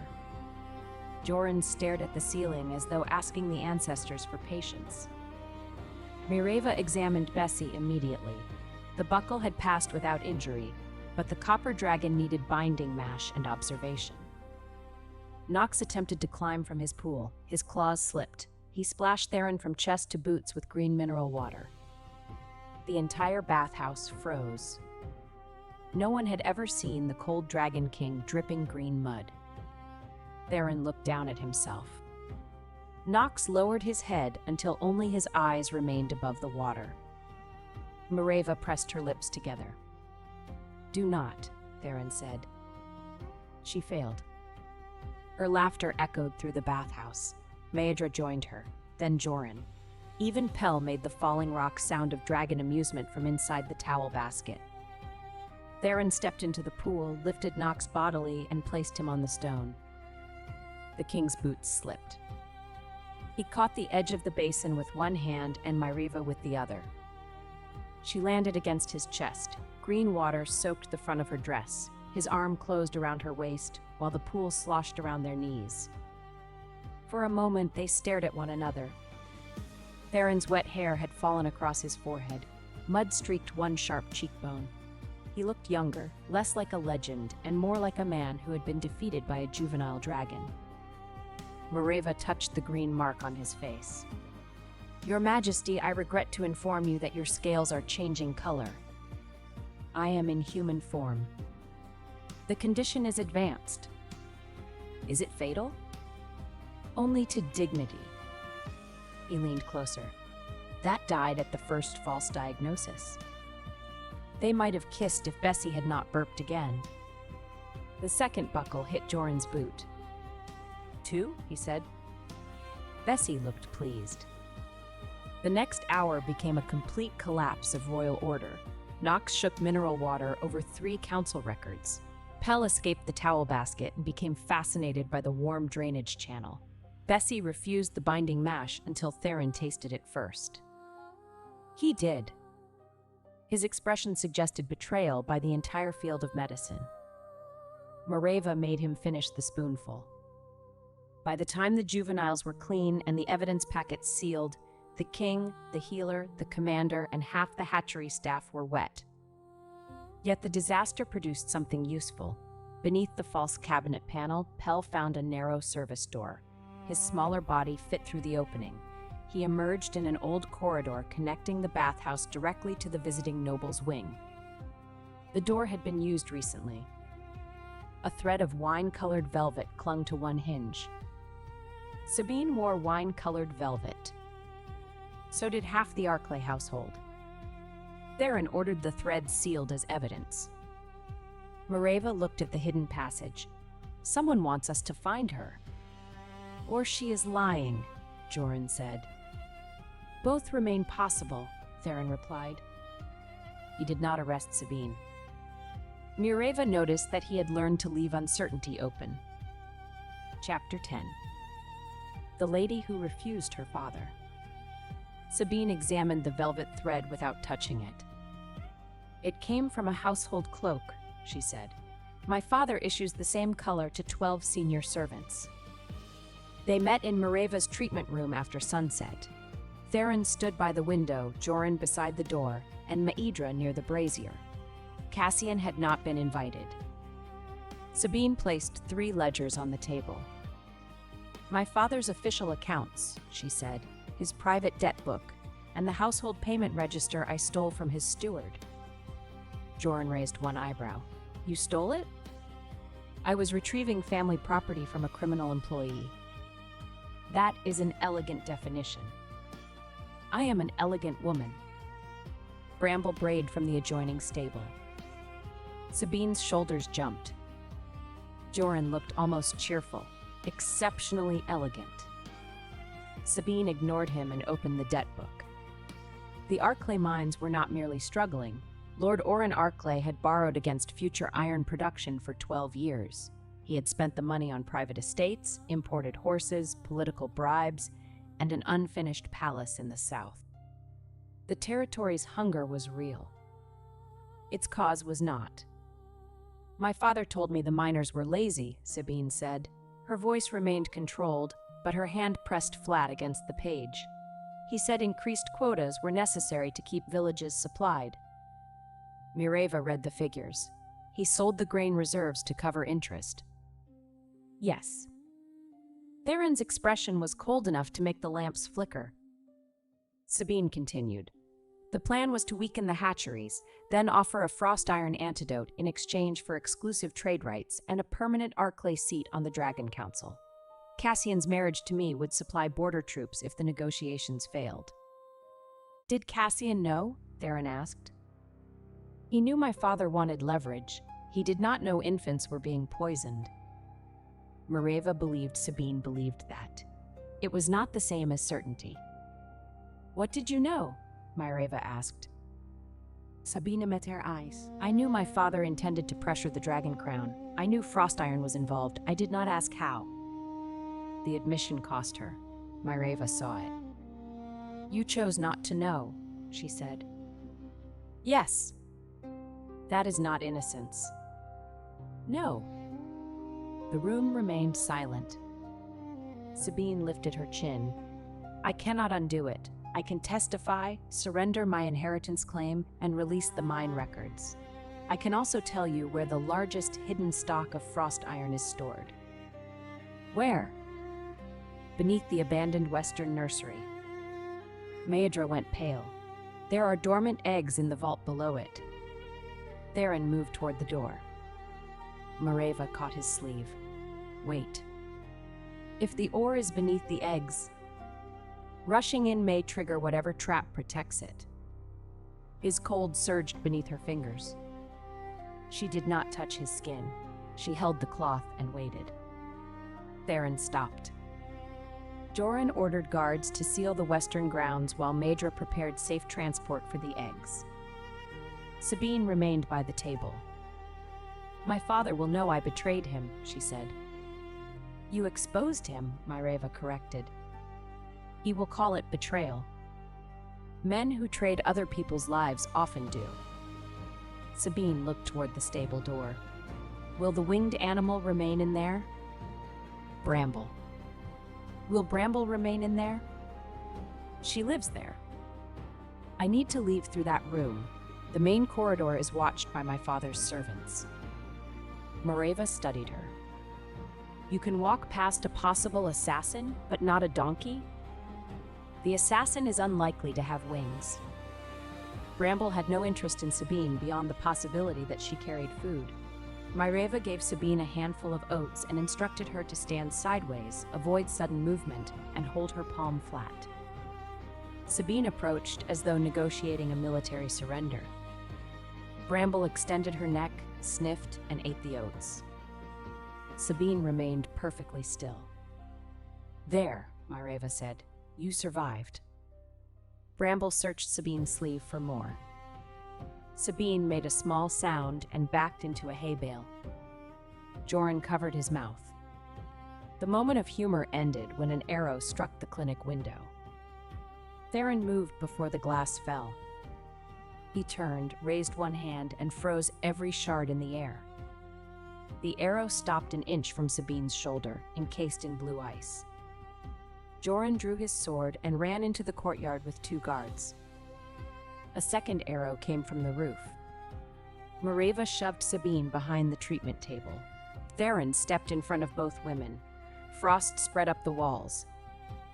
"Stay down," he ordered. Mireva saw movement near the stable door. Bramble had heard the impact and moved backward into the far corner, head high, ears fixed toward the roof. She was frightened but not trapped. The side gate remained open. A dark figure dropped from the outer wall. Joran tackled him into the snow. The attacker carried an Arclay household badge sewn too visibly on his coat. "Another convenient clue," Myreva said. Theron broke the arrow shaft without lowering the ice around it. "Someone is constructing a case against Sabine while attempting to silence her." Sabine sat up. Her face was white, but her voice remained steady. "My father always considered subtlety an insult to his intelligence." The captured attacker proved to be a hired border mercenary carrying false Arclay credentials.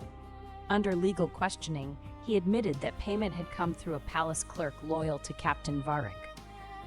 The training captain had vanished. The investigation moved from foreign conspiracy to internal rebellion. Theron ordered every gate closed. Before leaving, Sabine turned to Myreva. "At the offering ceremony, I knew Cassian had not asked your consent." Myreva said nothing. "I told myself you were his dependent and that arrangements among powerful people did not require the opinion of someone without a house." Sabine's mouth tightened. "I was wrong before I knew about the poison." "Yes, I am sorry." The apology did not demand absolution. Myreva respected that. "Testify tomorrow," she said, "then begin paying what regret costs." Sabine nodded. Chapter 11. The hall where every weapon froze. The Dragon Council convened before dawn. By breakfast, Myreva stood accused of poisoning the royal hatcheries. Captain Varric entered the Great Hall carrying a requisition stamped with her stolen veterinary seal. Lord Arclay's accusation had arrived with it. The foreign healer had introduced frost iron, weakened the Dragonlings, and enchanted the king into protecting her. The charge was simple enough for every listener to understand. The woman offered as a slave had gained access to the royal young. Now the young were sick.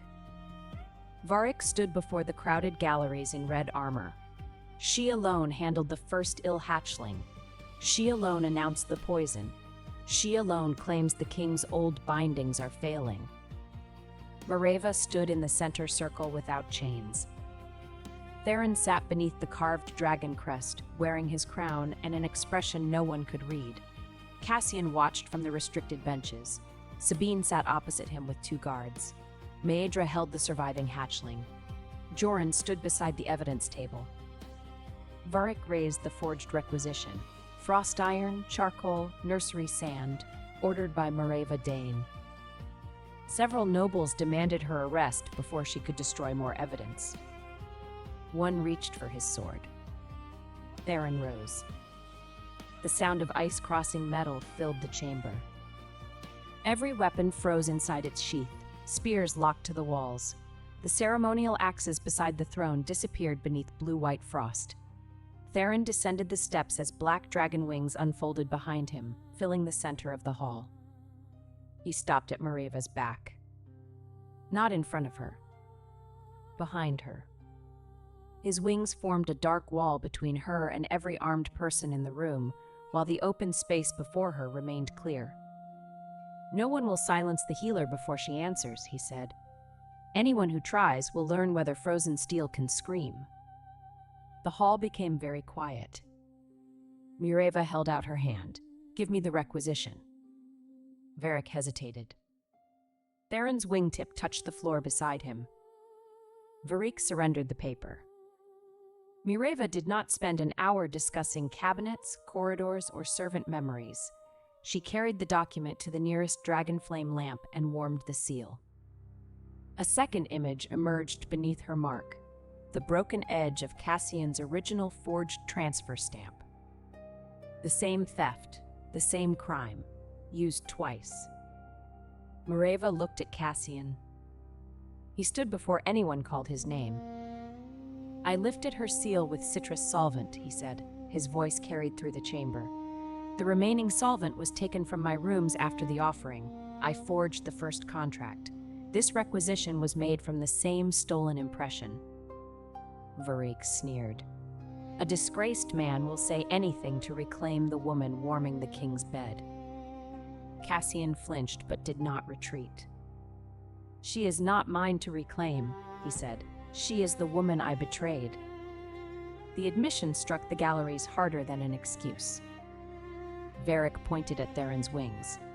"Look at your king. He changes laws for her. He cleans animal pens. He lets her command dragons and shame officers. The crown has been weakened by infatuation." Theron's cold deepened. Mareva stepped forward before he answered. "The hatchlings became ill because frost iron was mixed into feed, training cakes, and nursery sand," she said. "Captain Varric controlled the training stores. Lord Arklay controlled the ore. One supplied the poison. The other taught young dragons to hide pain so no one would recognize the symptoms." Varric laughed. "An elegant story without proof." Sabine rose. "I brought the proof." She carried one private register into the center circle. No towers of accounts, no obscure trail of companies. One book in Lord Arklay's own hand listed frost iron shipments, payments to Varric, and the promised council seat after Theron became too unstable to rule. Sabine opened to the page bearing her father's seal. "My father sold our grain reserves to pay his debts," she said. "Then he poisoned dragon young so he could sell the cure. I knew he wanted leverage. I chose not to ask what kind. That choice made me useful to him." She placed her iron coronet on top of the register. "I surrender my inheritance claim and testify against him." Varric's face changed. He drew a knife hidden beneath his sleeve. Theron's wings snapped wider. The entire hall expected the king to strike first. Mareva did. Her weighted catching rope flew from beneath her cloak and closed around Varric's wrist. She pulled sideways. The knife buried itself in the empty floor. Joran struck the captain behind the knees with the flat of his sword. Varric fell directly onto Sabine's discarded iron coronet. The circular metal caught around his neck like a ridiculous collar. Nox roared from the juvenile gallery. Bessie released one precise puff of flame that burned the red feather from Varric's helmet without touching his hair. Pell spread his silver wings between the younger hatchlings and the violence, trembling but holding his ground. Guards seized Varric. Theron looked down at the captain wearing the stolen coronet around his neck. "You wanted a place on the council," he said. "The furniture has accepted you." Laughter broke across the hall. Mareva turned to the king. "You were supposed to let me finish." "I froze the weapons." "You also threatened to make steel scream." "It was descriptive." His black wings remained around her, but he did not touch her until he asked, quietly enough that only she heard. "Are you hurt?" "No." "May I confirm?" Mareva held out her hand. He checked her wrist where the rope had tightened, then released her immediately.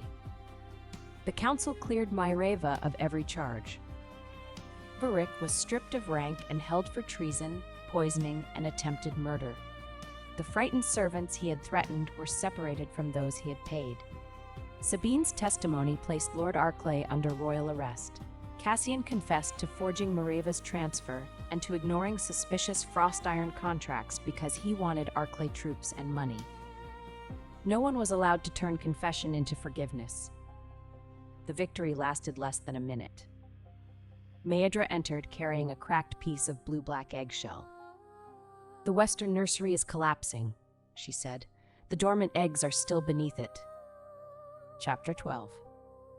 The road the donkey refused. The western nursery stood beyond a narrow mountain road carved into the cliff.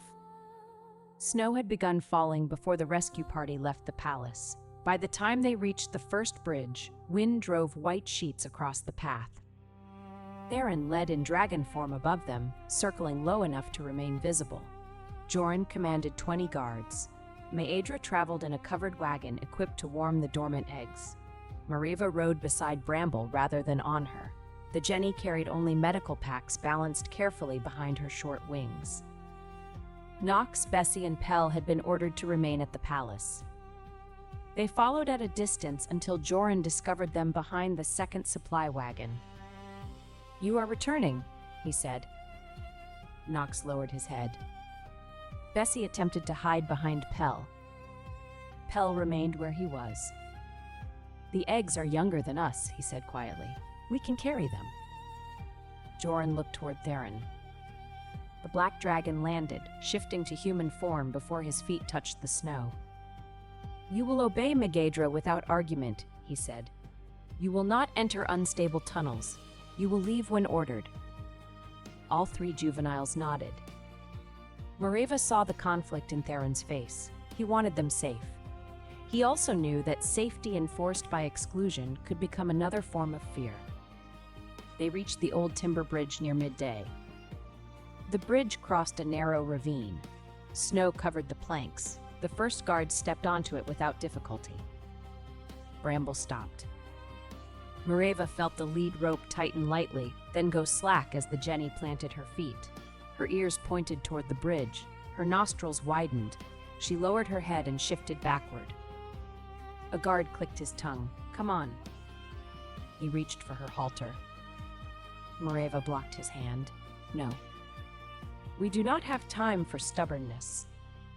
She is not being stubborn. Theron walked back from the bridge. What has she noticed? I do not know yet. Mareva tossed a fist-sized stone onto the nearest plank. Nothing happened.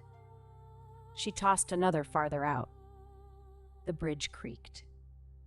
Theron knelt and brushed snow from the supporting beam. A thin line of gray mineral dust ran along the wood. Frost iron, he said. Joran ordered everyone back. The bridge collapsed seconds later. The central support shattered, dropping half the crossing into the ravine. The guards who had already crossed were stranded on the far side, unharmed but unable to return. Mareva stroked Bramble's neck. The Jenny's skin trembled beneath her winter coat, but she did not bolt. She had trusted her own caution despite the pressure of the group. Theron looked at her. You were right. Bramble was right. The detour added 2 hours. They followed an older pack trail Bramble had used during her months in the illegal transport caravan. Mareva did not know whether the Jenny remembered the entire route, but donkeys had exceptional spatial memory, especially for paths linked to water and danger. At each fork, Bramble hesitated, sniffed, and selected a direction. Mareva allowed her to choose without forcing speed. The trail led them beneath a rock overhang and around the collapsed bridge. When the western nursery finally appeared through the snow, one outer tower had already fallen.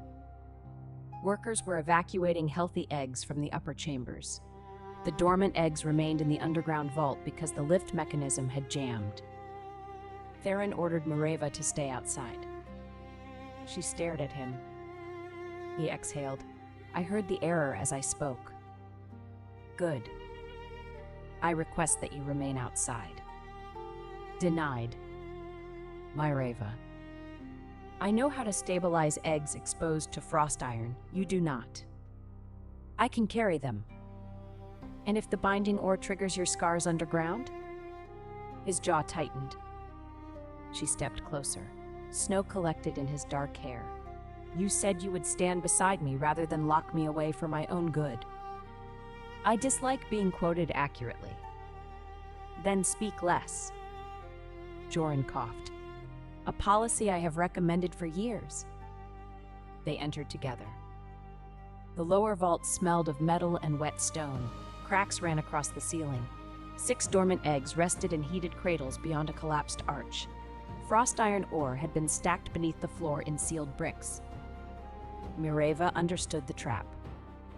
The ore weakened dragonfire, but when exposed to the king's binding magic, it also amplified instability. Theron could not use his full power without risking collapse. And removal, she said. No flame. They formed a line. Guards cleared stone. Maedra wrapped each egg. Nox and Bessie carried the smaller ones in padded harnesses. Pell guided them through the smoke-dark passage, moving slowly despite his fear. The first 4 eggs reached the surface. The 5th cracked as Maedra lifted it. A faint sound came from within. Alive, she whispered. The ceiling shifted. Stone fell between Mareva and the exit. Theron pushed her aside and took the impact across one shoulder. He remained standing, but cold exploded from him. The frost iron beneath the floor answered. Blue light raced through the cracks. "Everyone out!" Joran shouted. Mareva grabbed Theron's wrist. The vision and pain hit at once. Chains, ice, the old king's voice, a command to sacrifice servants for control. Theron fighting not to become the thing he remembered. His cold wrapped around Mareva's arms, numbing them. "Release me," he said through clenched teeth. "No. I will freeze you. You have said that before.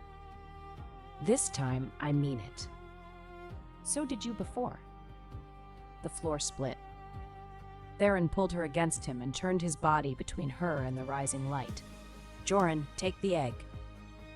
Joran lifted the cracked egg and forced the others toward the exit. Mareva could no longer feel her fingers. Theron's eyes had become nearly white.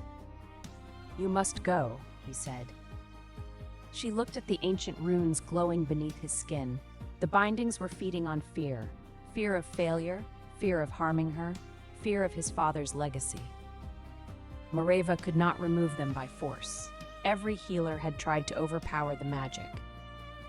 She did the opposite. "Stop controlling it," she said. Theron stared at her. "Trust me, let the cold go somewhere chosen. It will kill you. Not into me, into the ore." The frost iron wanted his power. Let it take more than it could hold.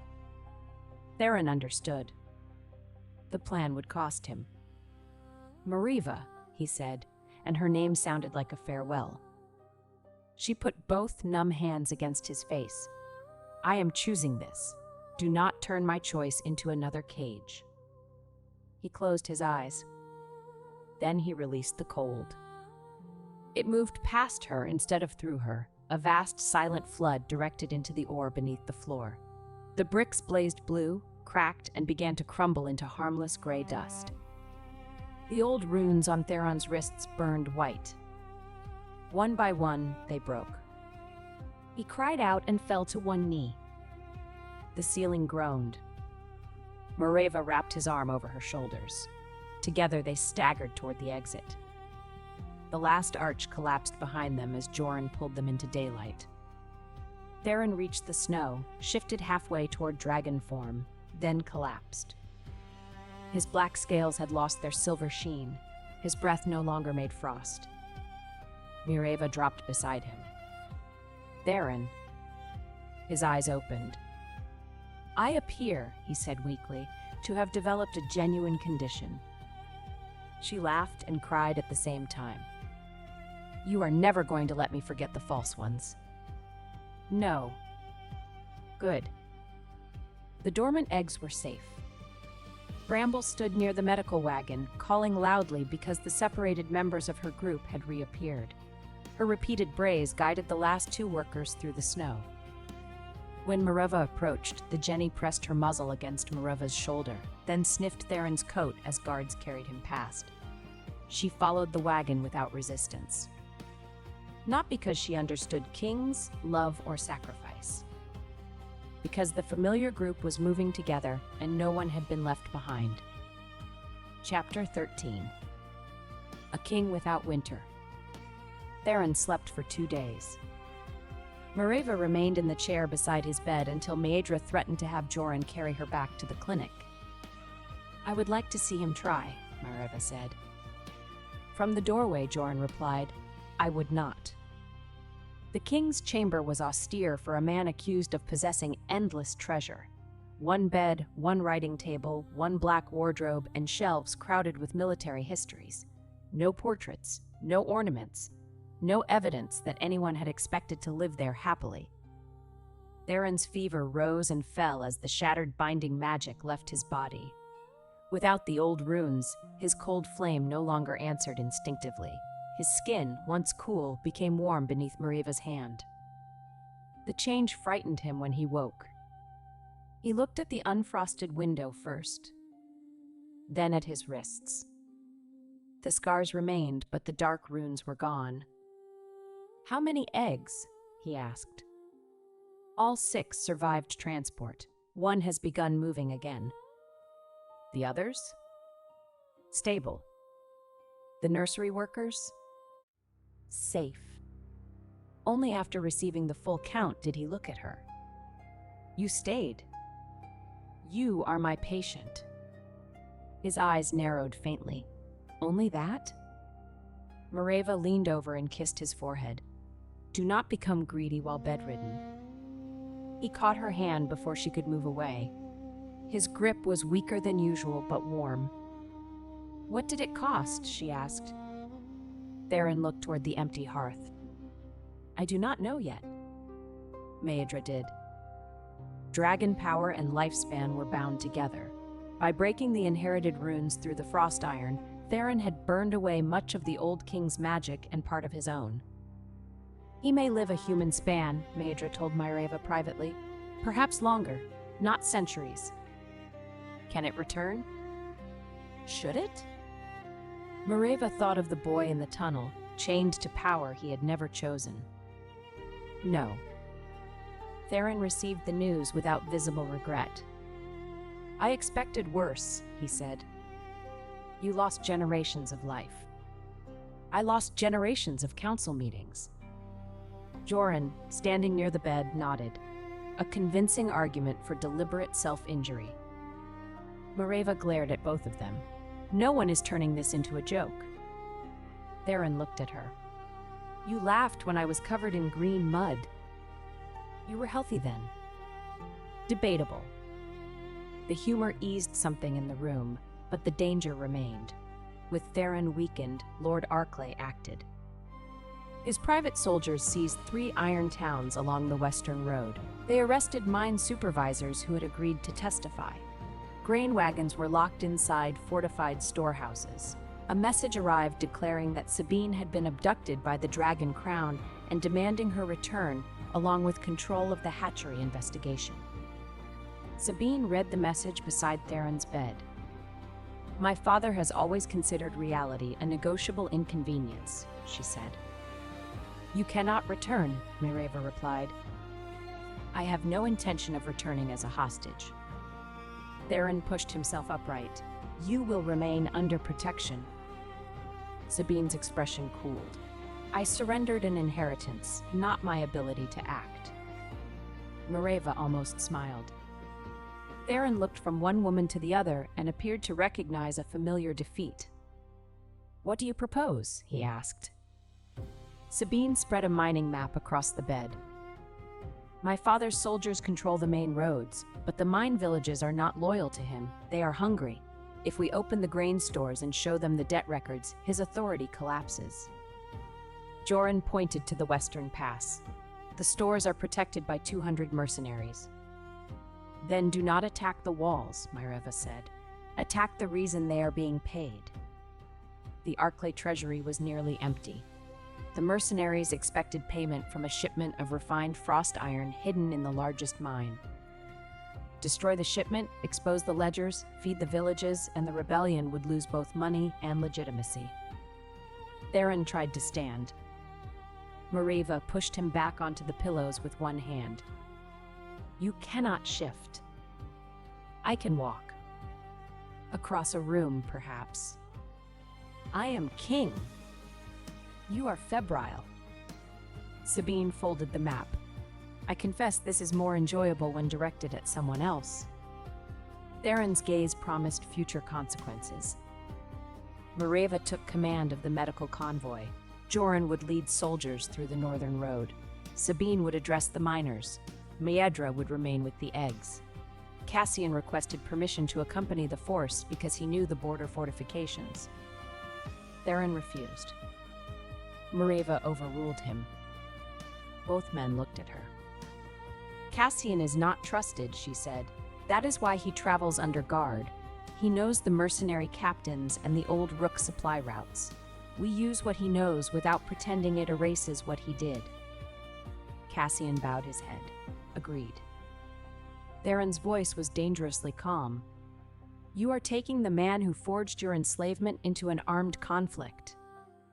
I am also taking Joran, Sabine, 20 healers, 3 juvenile dragons, and a donkey with better judgment than most of the council. I am not jealous. No one said you were. Joran examined the ceiling. Theron looked at Mireva for a long moment. Return to me. The command emerged rougher than he intended. Mireva took his hand. I will do everything within my power. That is not a promise. It is an honest one. He lifted her fingers to his mouth.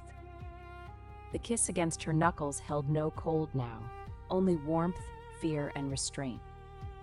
Then I will accept it, he said. Chapter 14. The Mine That Ate Gold. The convoy traveled west beneath a gray sky. Bramble walked beside the lead medical cart. She had become accustomed to Joran's scent and voice, but he still did not take her lead without Mireva present. He had learned that trust transferred slowly, not by order.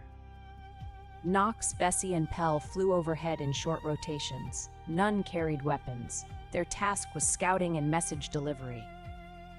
Cassian rode under guard near the rear. He did not try to speak to Mireva until the second evening, when they camped beside a frozen river. She was checking Bramble's short wings for ice caught beneath the feathers when he approached. May I help? He asked. No. He stopped outside kicking range. Bramble recognized him. Her ears turned toward his voice, then flattened halfway before returning to neutral. She did not forget the man who once brought apples, nor the tension surrounding him now. She chose to remain beside Mireva. Cassian watched her. She used to follow me. She followed the food in your coat. A faint smile crossed his face. You told me that then, too. Mireva worked a small piece of ice loose from the base of one wing. Cassian's smile vanished. I signed the Frost Iron witness papers because Arklay promised troops for the border villages. Men were leaving my command. Children were hungry. Every choice looked like losing someone. So you selected the person least able to punish you? Yes. The answer was quiet. Mireva looked at him. He continued, I told myself you were strong enough to survive anything. I used your strength as permission to hurt you. It was the first apology that named the crime instead of the intention. I cannot give you what you want, she said. I know. Do you? Cassian looked toward the dark western hills. I used to imagine that if I performed one sufficiently noble act, you would remember who I was before. Now I think the man I was before is the reason I believed I deserved another chance. Mireva had no answer that would not become comfort. She returned to Bramble's wing. Cassian walked away. The next morning, Sabine received word that her father had moved the Frost Iron shipment through the abandoned Red Hollow mine. The mine had two entrances. The main gate was fortified. The second lay beyond a narrow ravine and an old transport path known only to local pack handlers. Bramble knew it. Mireva recognized the trail when the Jenny turned toward a line of wind-bent pines. Rusted rings remained fixed in the rock where the illegal caravan had tethered animals. Bramble stopped at the first ring and would not move. Her breathing quickened. She leaned back, not from the path ahead, but from the memory attached to the place.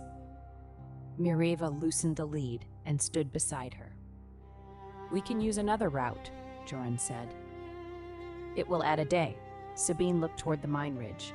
The shipment leaves tonight. No one forces her, Mireva replied. Cassian dismounted.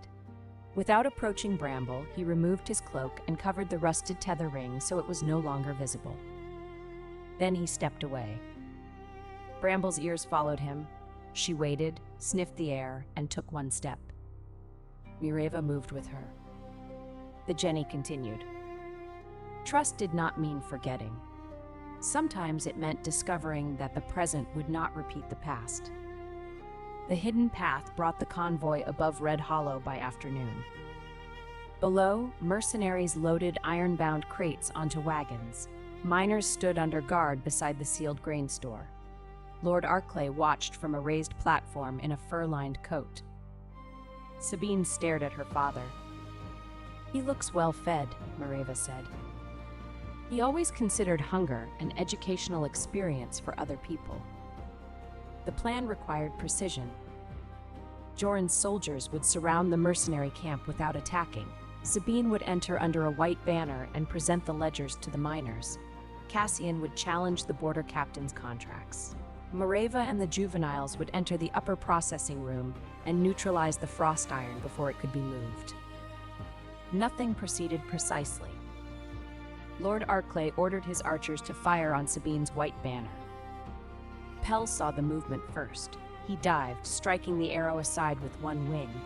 The impact spun him through the air, but he recovered before landing.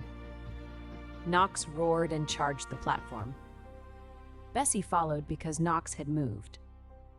Joran's soldiers surged down the slope to prevent the juveniles from being surrounded. The mercenaries drew weapons.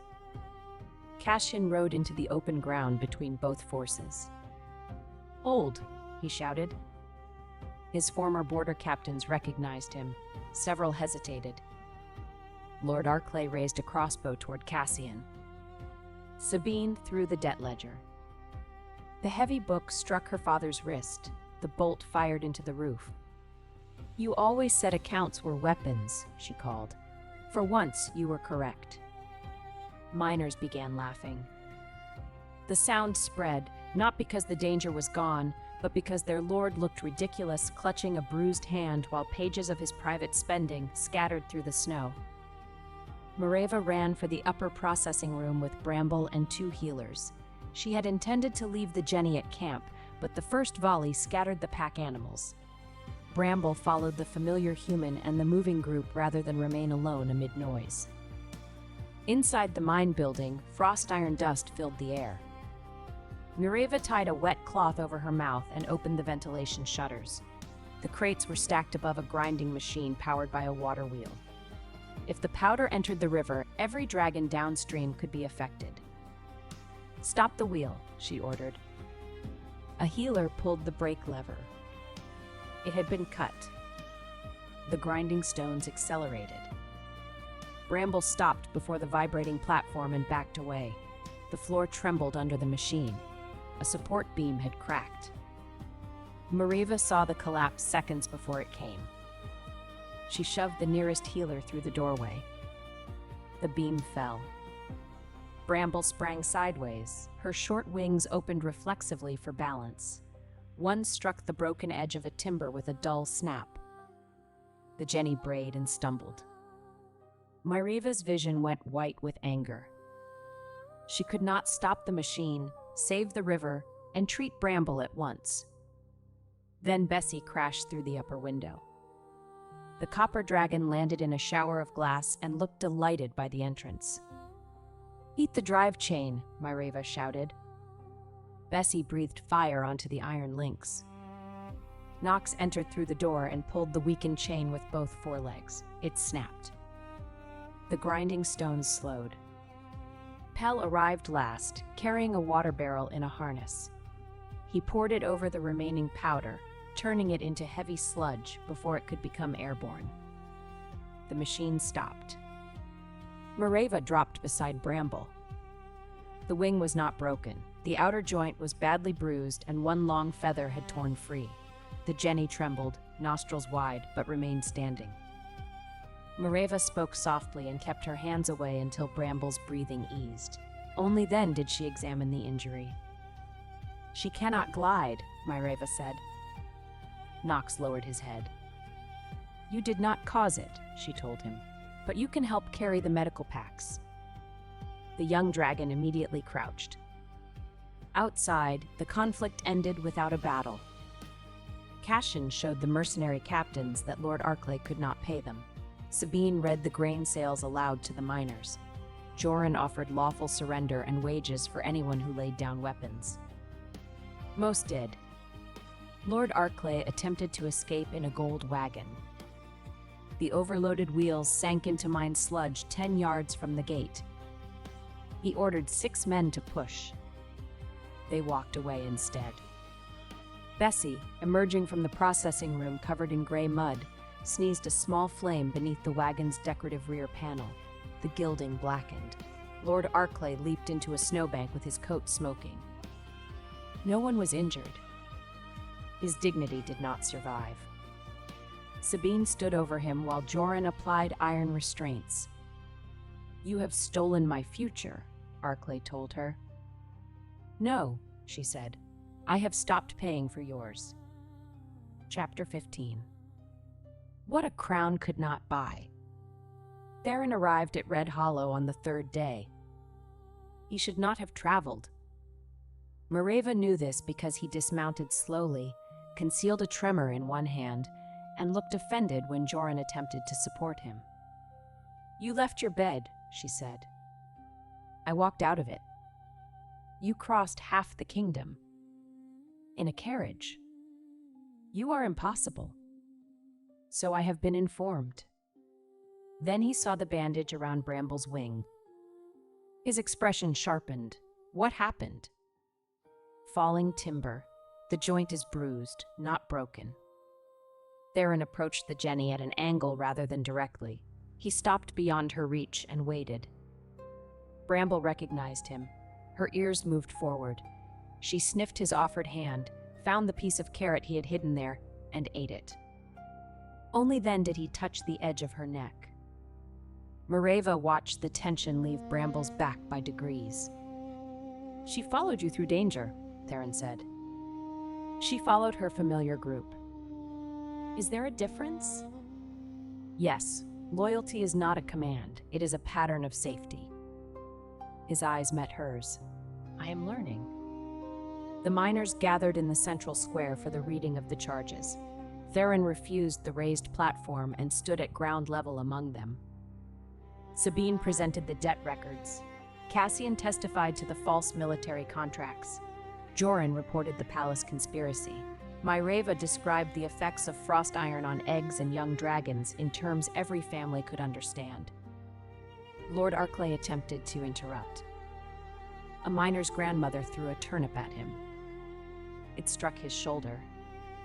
Theron looked toward Joran. "Is that permitted?" "Technically, no." A second turnip struck Arklay's hat. Joran added, "Enforcement may be difficult." Theron addressed the villages. The Arklay grain stores would be opened immediately. Private debts created through falsified quotas would be canceled. Mine ownership would transfer temporarily to a workers' trust supervised by the crown and elected village stewards. Sabine would not inherit automatic rule, but she could stand for appointment after completing restitution and public service. Sabine accepted without protest. Lord Arklay shouted that no daughter of his would labor beside miners. Sabine removed the iron coronet from her hair and dropped it into the mud. "Then it is fortunate I am no longer governed by your opinion." The miners cheered. Cassian's judgment followed. He had committed fraud, unlawful transfer, concealment of evidence, and participation in coercive contracts. His late testimony reduced the penalty but did not erase it. Theron looked at Mareva before pronouncing sentence. She gave no signal. This was not her opportunity to use a king as a weapon. It was the law's responsibility. Cassian lost his inherited command and claim to the Rook treasury. He would spend 7 years in supervised public labor, first rebuilding the animal clinic and transport shelters his fraud had endangered, then serving the border villages without officer privilege. His remaining wealth would compensate mine families and fund independent legal guardians for people without family names. Cassian listened without argument. When asked whether he accepted judgment, he looked at Mareva. "I do." That evening, after the grain stores opened, the village held an improvised feast. There was no polished floor, no ceremonial bell, and no 7-tier cake. There were stew pots, rough bread, musicians with mismatched instruments, and enough laughter to warm the square.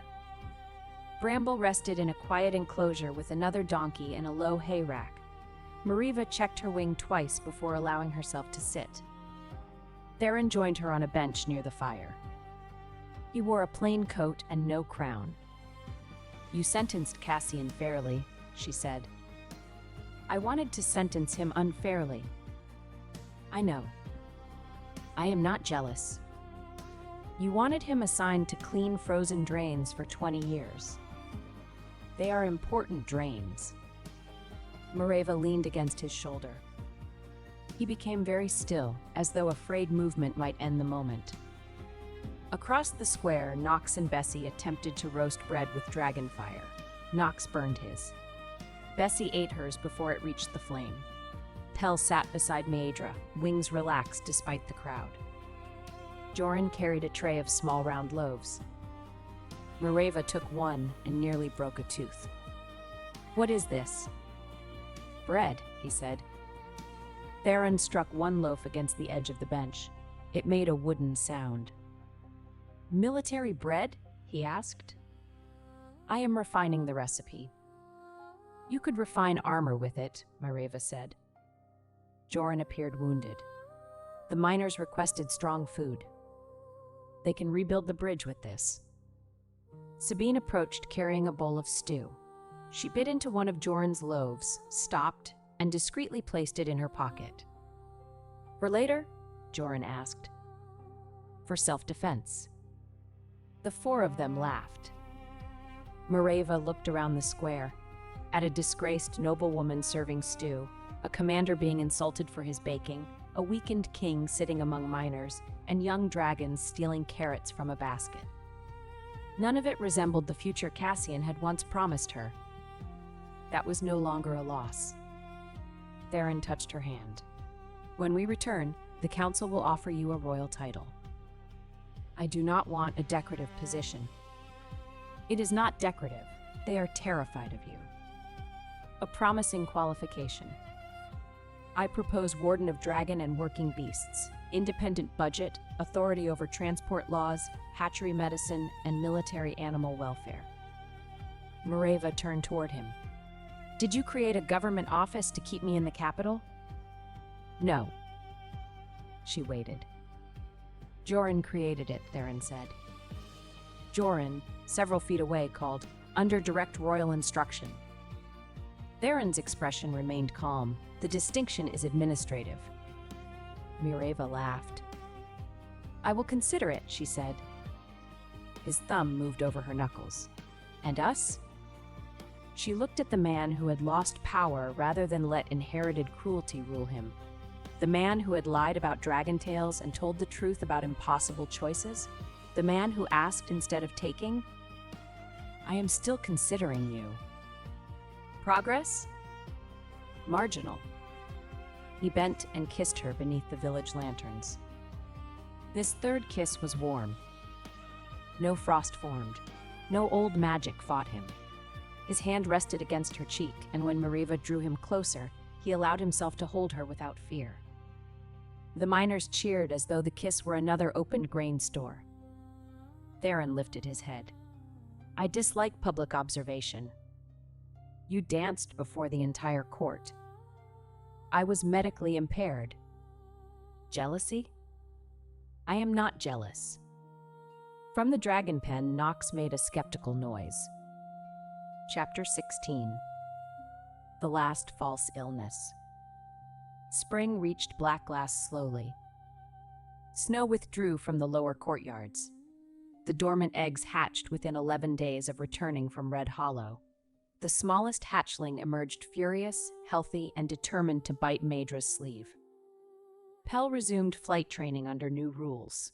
Juveniles could report pain without punishment, request examination, and train in graduated groups rather than being forced from the highest ridge. He completed his first full circuit on a clear morning while Knox and Bessie roared from the landing field. Bramble's wing healed more slowly. Mareva never forced extension. She used warm compresses, gentle movement, and controlled walks on stable ground. Theron attended whenever counsel allowed. At first he stood nearby. Then Mareva taught him to support the wing joint without gripping. Bramble objected to the unfamiliar pressure by stepping away. Theron released her immediately. The next day, she allowed him to touch the joint for 2 breaths. A week later, she remained relaxed while he changed the outer bandage. "Loyalty is a pattern of safety," he said. You remembered. I remember most things you say. That must be exhausting. It is. Theron's power did not return to its former strength. He could light a small blue flame, cool a fever cloth, and shift into dragon form for short periods. He could no longer freeze a hall with anger. The council considered this a weakness. The people did not. A king forced to listen because he could no longer end every disagreement with power became more dangerous in a different way. Theron learned patience. He learned coalition. He learned that Maedra could defeat 3 noble houses by inviting their grandmothers to tea. Mareva accepted the position of warden on 4 conditions: independent funding, public accounts, authority to inspect noble transport caravans, and the right to criticize the king in official session. The council objected to the 4th condition. Theron approved it first. Sabine remained in Red Hollow, working with the village trust. Her first monthly report contained no elegant excuses, only figures, shortages, and a request for stronger boots. She included a separate note asking whether Bramble still possessed wings. Mareva replied that the wings remained attached. Sabine requested advance warning before any visit. Cassian began his sentence at the new transport shelter outside the capital. He carried stone, repaired drainage, and learned that cleaning stalls required more skill than he had once credited. Mareva saw him only during formal inspections. He never again asked her to return. One afternoon, he handed her a set of clinic windows made by the border craftsman who had served under him. They face east, he said. The old promise stood between them. Mareva touched the smooth wooden frame. Thank you. Cassian nodded. He did not ask whether gratitude meant hope. That restraint was the first true evidence of change. On the first warm day of spring, Theron arrived at Mareva's clinic with Nox, Bessie, and Pell. All 3 dragons wore bandages. Nox's was wrapped around his tail. Bessie's covered one horn. Pell's circled his middle without touching any injured area. Mareva stood in the doorway. No. Theron looked solemn. You have not heard the symptoms. I do not need to. Nox attempted a weak cough. Smoke came from his nose. Bessie leaned dramatically against Pell. Pell looked embarrassed. Theron produced a folded medical report. Mareva took it. Patient 1 suffers from recurring desire for honeyed root. Patient 2 experiences distress when excluded from kitchens. Patient 3 reports anxiety regarding Patient 2's judgment. Patient 4 has an irregular heartbeat in the presence of the attending healer. Mareva read the final line twice. Patient 4? Theron extended his wrist. His pulse was perfectly steady. You are lying. Yes. Again. Yes. After months of treatment. I appear resistant to correction. Joran entered behind them carrying a small wooden box. His Majesty rejected 14 versions of the report. Theron looked at him. You were not invited to speak. I have endured every false illness. I have earned a conclusion. Mareva opened the box. Inside was no crown jewel, no ancestral ring, and no binding mark. It held a plain silver key. Theron's voice lost its humor. The Eastern Courtyard building is now legally separate from the palace. The clinic, land, accounts, and residence belong to you. The key is yours whether you accept me or not. Mareva looked at him. He continued, I will not ask you to become queen today. I will not ask you to live in my rooms. I ask whether I may continue arriving at your door without inventing a medical emergency. Nox made a disappointed noise. And, Theron added, whether I may court you openly. Mareva closed her fingers around the key. What would open courtship involve? Meals, walks, conversation, occasional medically unnecessary contact. Define contact. His pale eyes held hers. Negotiable. Bessie covered her snout with both forefeet, though not before making a delighted squeal. Pell turned away to give them privacy. Nox did not. Mareva stepped close to Theron. "You may court me." The king exhaled. "Under one condition," she said. "Name it." "The Dragonlings may continue visiting, but only one invented illness per month." Nox objected loudly. "2," Theron negotiated. "1, and you clean the treatment room afterward." Agreed. Mareva kissed him while the juveniles erupted into roars. Bramble, grazing in the courtyard, lifted her head at the noise. She watched the familiar group, saw no threat, and returned to the spring grass. Chapter 17. What Regret Cost. The final judgments were delivered at the beginning of summer. The court did not repeat every witness statement. The kingdom had already seen the poisoned hatchlings, the hidden frost iron machinery, the seized grain, and Lord Arclay's private register. The verdicts were read in daylight before representatives of the hatcheries, mining villages, border command, and foreign houses. Captain Varick and Lord Arclay were convicted of poisoning dragon young, attempted murder, unlawful imprisonment, theft of public grain, and conspiracy against the crown. Because their crimes had endangered children, workers, and an entire kingdom, neither retained title, property, command, or freedom. Their estates were seized. The money restored village granaries, compensated miners, rebuilt the hatcheries, and funded Mareva's independent animal sanctuary. They were sentenced under dragon law to permanent penal labor away from animals, weapons, and political authority. The mercenaries who surrendered received measured sentences. Threatened servants were protected.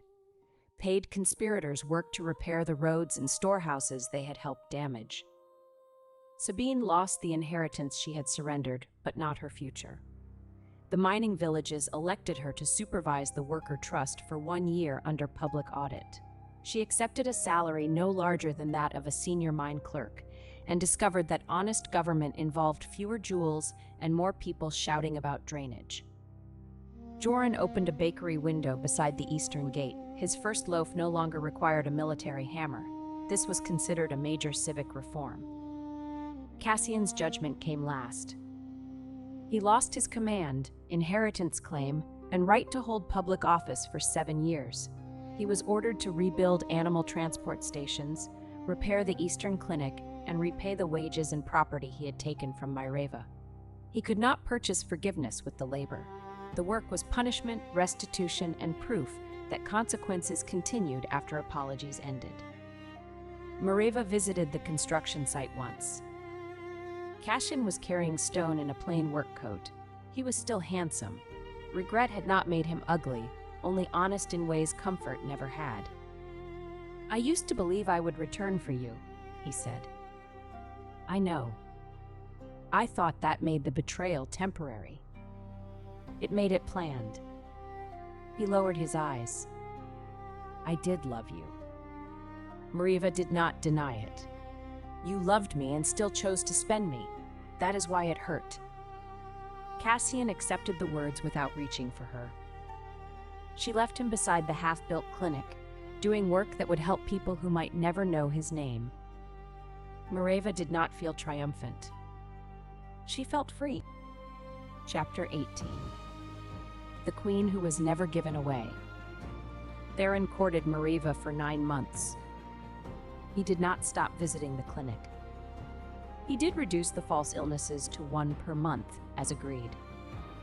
In midsummer, Nox suffered from uneven confidence between the left and right horns. In autumn, Bessie developed an alarming attraction to unattended pies.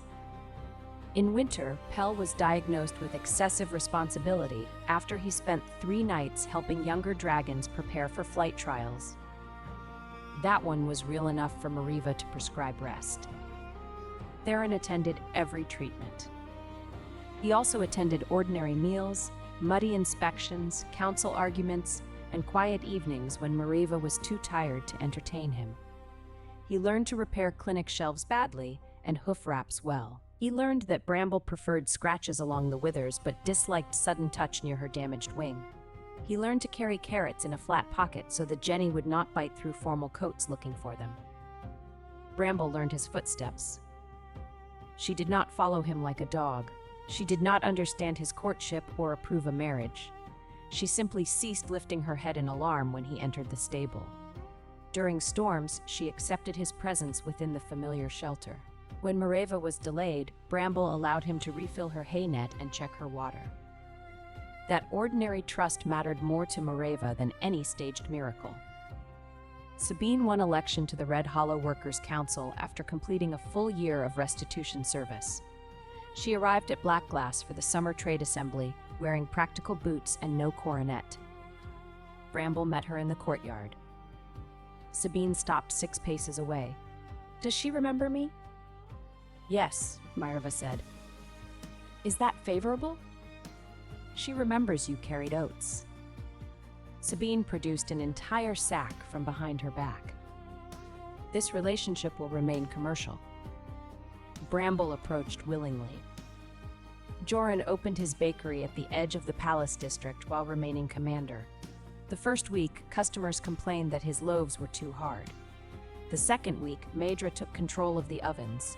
The third week, the shop had a line around the corner. Joran claimed the improvement came from military discipline. No one agreed. On the anniversary of the Winter Flame offering, the court assembled in the same hall where Cassian had tried to give Mareva away. The medicinal mud basin had been moved farther from the ceremonial platform. The offering bell had been repaired, though a visible dent remained where Mareva's mallet struck it. Theron stood before the throne in black and silver. Mareva stood opposite him in a deep green gown of heavy woven silk, her hair falling nearly to her hips. Knox, Bessie, and Pell occupied the front row under strict instructions not to touch the cake. Bessie had already touched the cake. This was not a wedding. Not yet.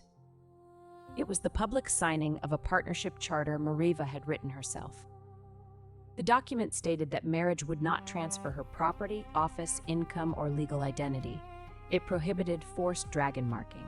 It established shared guardianship of the Eastern Sanctuary while preserving independent accounts. It allowed either partner to criticize the other in council without being charged with treason, though Joran had insisted on adding the phrase within reasonable volume. The herald read every clause. Some foreign nobles looked scandalized. The dragon matrons looked delighted. Theron signed first. Then he placed the pen before Mareva and waited. No one spoke for her. No one guided her hand. No one called her obedient. Mareva looked around the hall, at Maedra, who had become family through choice, at Sabine, who had learned that accountability cost more than apology, at Joran, whose expression remained severe while flour marked one sleeve, at the 3 young dragons who had grown stronger because they were permitted to need help. At Bramble, standing in the open side courtyard where she had room to move away from the crowd, ears turning toward every familiar sound. Then Mareva looked at Theron. "Are you certain?" she asked. He understood the joke and the seriousness beneath it. "No," he said. "I am choosing." Mareva signed. The court erupted in cheers. Theron took a ring from his coat. It was not an ancestral jewel. The band had been made from the bronze fragment broken from the offering bell, polished smooth and set with a small piece of black glass. "A reminder?" Mareva asked. "That ceremonial objects should fear you." She laughed and allowed him to place it on her finger. He did not crown her. Instead, he offered her the royal crown in both hands. Mareva lifted it, turned, and set it on the table between them. "Shared decisions," she said. "Shared consequences," he replied. "Shared cleaning duties after invented illnesses." Theron looked toward Knox. That clause was unnecessary. Knox sneezed into the cake. Bessie tried to protect the untouched side by eating it. Pell attempted to pull her away, lost his footing, and slid beneath the dessert table. The table tilted. Joran lunged for it. Sabine stepped backward into a decorative shield. Maedra caught the top tier with both hands and announced that she had saved the important part. The hall dissolved into chaos. Theron reached for Mareva as the cake leaned. She caught his sleeve and pulled him beneath the edge of the royal canopy. They stood together while sugar dragons, cream, and one silver serving tray fell around them. Theron looked at the ruined ceremony. "This hall is cursed." "No," Mareva said. "It is honest." He kissed her while the court laughed. Months later, they married in the Eastern Sanctuary at sunrise. There was no transfer contract, no political bride price, no promise that either would disappear into the other's name. Mareva walked to Theron because she chose the direction. Bramble grazed nearby with another Jenny, lifting her head only when the gathered dragons cheered too loudly. Nox, Bessie, and Pell carried flower baskets and lost most of the petals before the ceremony began. Maedra officiated. Joran supplied bread that could finally be eaten without military equipment. Sabine brought red hollow apples and stood close enough to Bramble to prove progress. Theron's life would not last for centuries. Neither would Mareva's. That made their days no less powerful. It made them visible. They built clinics along the border roads. They ended the transfer of nameless workers as household dependents. They trained healers to read fear before calling it defiance. They raised dragons who knew that strength included asking for care. Theron continued to invent occasional reasons to visit Mareva's clinic, even after they lived across the courtyard from one another. On their first anniversary, he arrived holding a medical note. "What is it this time?" she asked. "Chronic attachment." "Fatal?" "I hope so." Mareva pulled him inside by the front of his coat. Bramble remained in the courtyard, eating hay in the sun, entirely uninterested in royal romance. She was safe. The dragons were safe.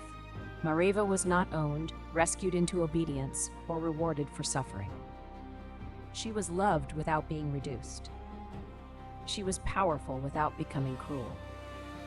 And when she chose the Cold Dragon King, it was not because another man had offered her to him. It was because Theron had spent every ordinary day returning her choices to her until love no longer resembled a cage. Some betrayals do not reveal that a woman was unworthy of love. They reveal that the person beside her was unworthy of the trust she gave. Mareva did not win because a king selected her after another man failed. She won because she reclaimed the right to select her own future, and because the man she loved understood that devotion is not possession. It is the steady practice of making another person safer, freer, and more fully herself. Thank you for listening. Please follow Moonlit Romance Library for more rejected mate, ex-regret, and chosen love romances.